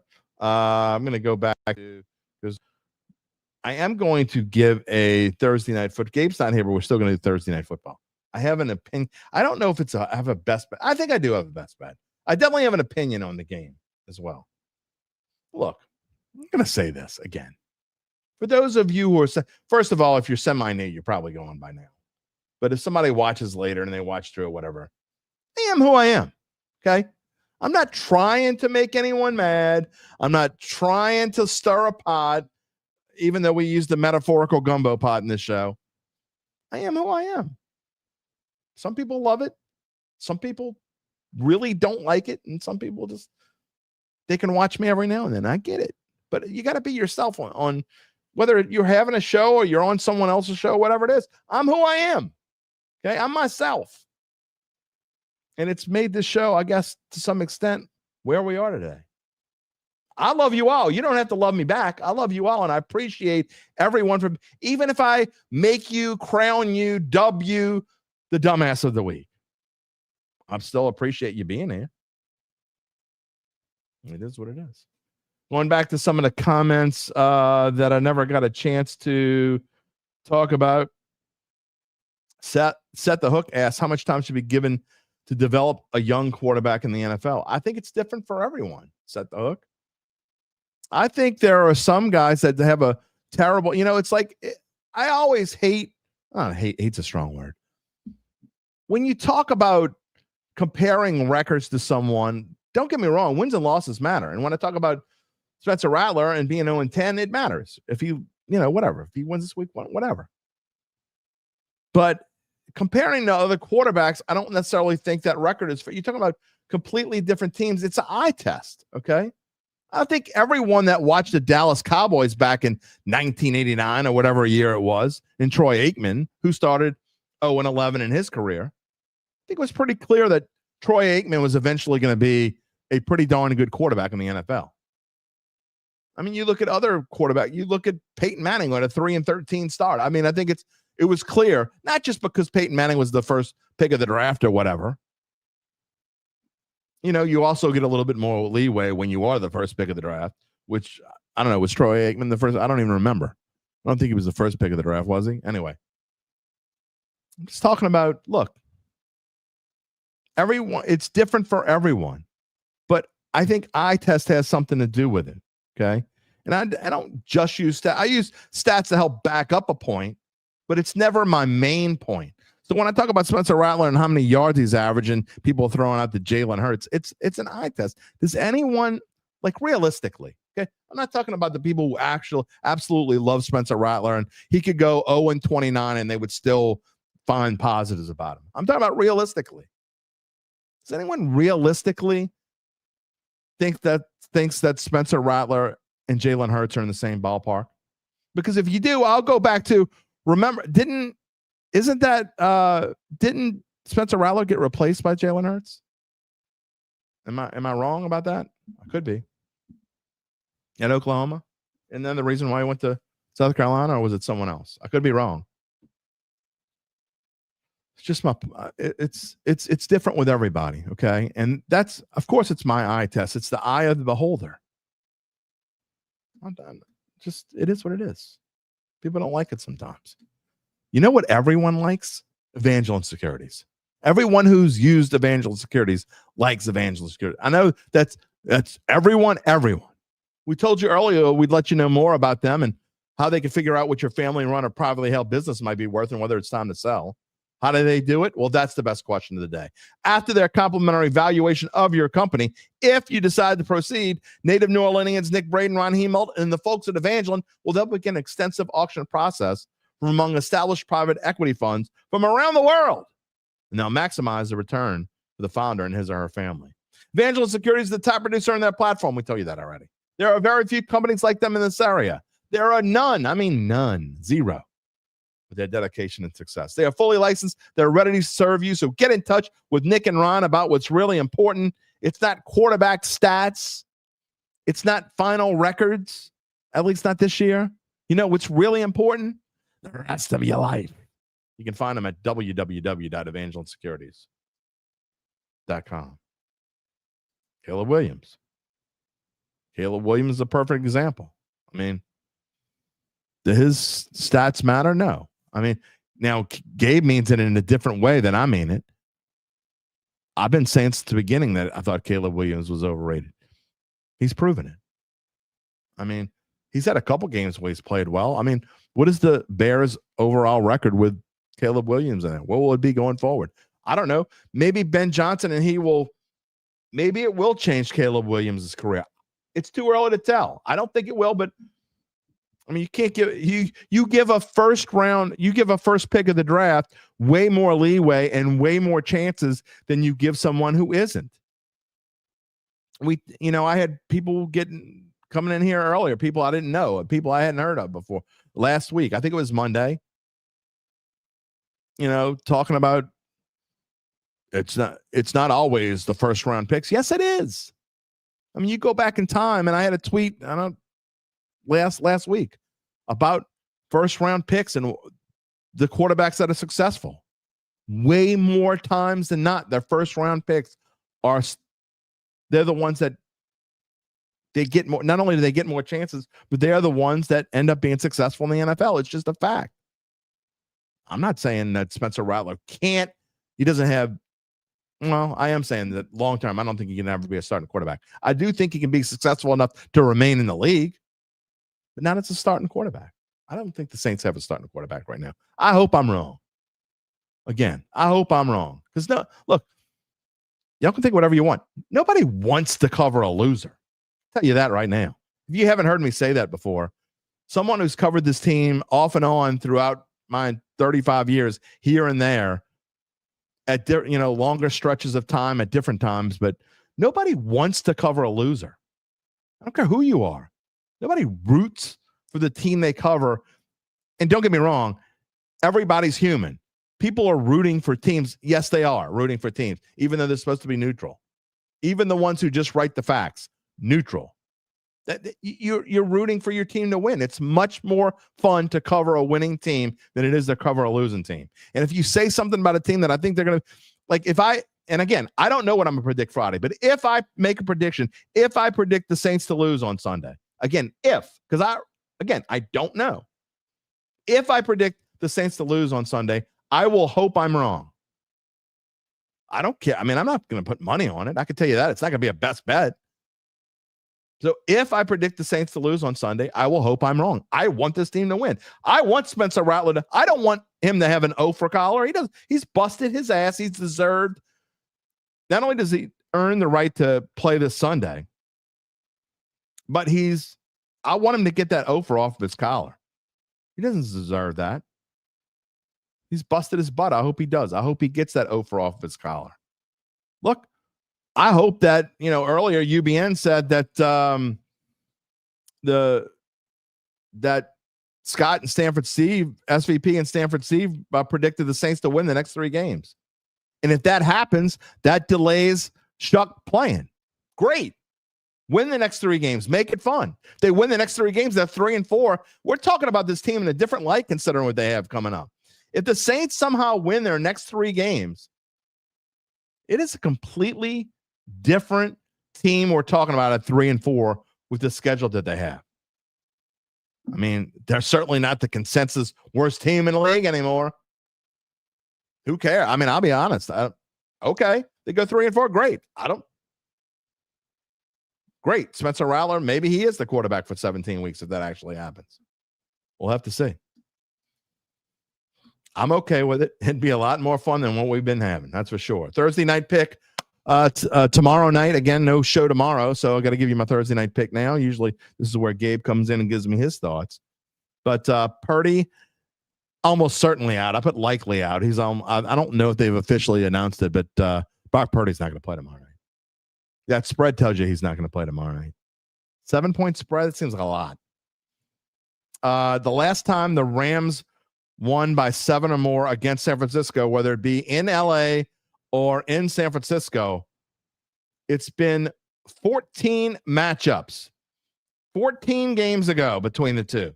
The last time was a 48-32 victory on December the 30th, 20-18. And since I don't think, excuse me, a little verklempt. Since I don't think that's going to be that high of a scoring game, I really think that 7 is a stretch. Only twice since the Rams have moved from St. Louis have they beaten San Francisco by 7 or more points, and they just happen to be in back-to-back games in 2018. Only twice have they won by 7 or more points. So you're talking about, doesn't matter who starts. I get that the Niners are banged up. They're probably without Juwan Jennings as well. Kittle's still gone. McCaffrey's going to play, though. And Mac Jones actually played pretty well when he was in there. His rating is better than Purdy's. The Rams have played some excellent football. Don't get me wrong. They got a little lucky last week. Maybe they got caught looking ahead. They got lucky to beat the Colts. I'm not going to advocate for taking the Niners money line, but I do like the Niners +7. You're going to give me 7 points in the Niners. If it drops to 6.5, I'd probably be less willing to take it. But at 7, I like the Niners, and that is going to be a best bet. Thursday Night Football, best bet over the Los Angeles Rams on Thursday Night Football as we're about to say goodbye for the day. Apthy says the Rams and the 49ers suck.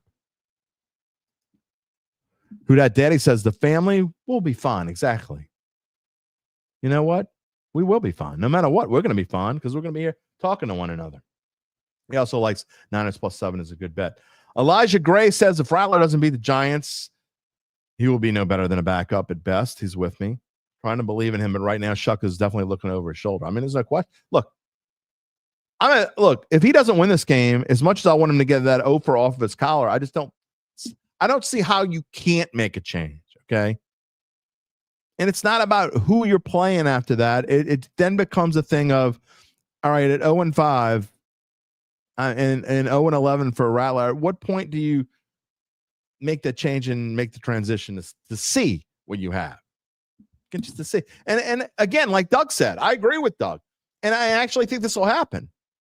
Even if you put Shuck in at that point, there's nothing that says that later on in the season, okay, let's say Shuck has a 6-8 game stretch and he's not any good. Something that says you can't go back to Spencer Rattler. I mean, then you know where you are and what you're going to have to do in the draft next year. There's nothing that says you can't make a change back. I will stick by this. I still say the over-under on how many starts that each of these two quarterbacks will get this year, I'm sticking with the same number, 5.5. I think they'll easily, even if Spencer Rattler doesn't start, if they lose this week and Rattler's pulled, I think at some point Rattler will again start another game. And not just because of injury. I think they'll make some, look, that's how seasons go when you're talking about franchises like this. I mean, do we all honestly think that Jackson Dart's going to start every game the rest of the year for the Giants? I don't. He might. But what if he goes in a little funk? Giants fans will turn on him pretty quickly if the Giants stink it up this week and do lose to the Saints like most Saints fans think. I mean, and he throws for 111 yards again. And what are Giants fans going to think? I mean, they got Russell Wilson and Jameis. You can't just, I mean, Russell Wilson's probably going to get traded, you would think. You don't know. He's probably going to go to Cincinnati, I would think, at some point. Look, all kinds of things. It's 1/4 of a football season. I get, look, once you made that decision to go to Spencer Rattler, you stick with him. You give him a chance to win a game, some games, whatever. But once you get to 0-5, that means you're past the quarter pole, and you got to start thinking about the future. And I think that's why this is probably the most important game in this team's history since, I don't know, since Breeze left. It's not in far of standings wise, it's not. But as far as the future for this franchise, it could be. I mean, if they don't win this game, when are they going to win a game? I mean, I can't put the stress the importance of how important this game is for this team. It may sound silly you're talking about an 0-4 team. Call it silly if you want. Think about it. They got to know what's going on in the future, and the only way to move on is to figure out what happens here. All right, that is going to wrap it up for us on this Wednesday. We went way over today. We went way over because, look, when Doug and I talk, it lasts a while.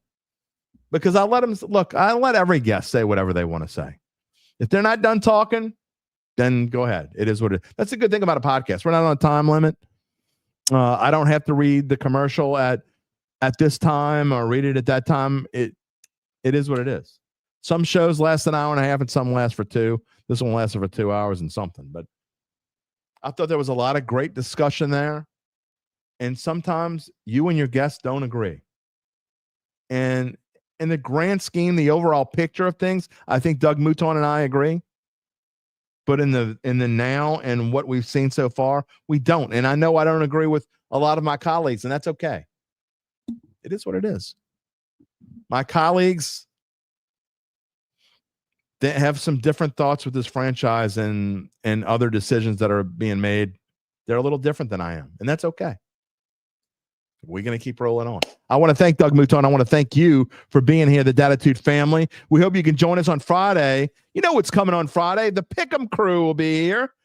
Gabe will be back along with UBN. We'll go through who gets the crown from last week, who gets the turkey, who was on fire last week, and who was just, We'll find that out. Zach Ewing will be here. We'll make our score predictions for the Saints. Obviously, we don't score predictions for LSU and Tulane because they don't play. So our segment will be a little bit shorter. We'll also tell you what we think about our 3 marquee games in the NFL. We will have that on Friday. And, of course, Damon Singleton will tell us what the weather's going to be like. Well, he's got it easy this week because, again, LSU and Tulane on a bye. So he'll tell us what the weather's going to be like around the dome before you go in and after you leave. That should be fairly easy. I'm guessing it's going to be hot. We'll see. A reminder to subscribe to our Dattitude YouTube page. Click the little bell to receive notifications when we go on the air live. As you can see, if you're not watching, you can't see this, but our next live show, of course, Friday, October the 3rd, 11 a.m. Every Monday, Wednesday, Friday, live at 11 a.m., especially during the football season. We don't take breaks here. Yeah, maybe every now and then, but it's going to be a little while probably before we take a break this year. You can also find us wherever you get your podcasts, including Apple, Spotify, and many more. And also find a replay of the show on NOLA.com/sports. You can find me on bet.NOLA.com. You can find our Saints insiders on NOLA.com/Saints. We will see you all on Friday. Until then, take it easy, my friends.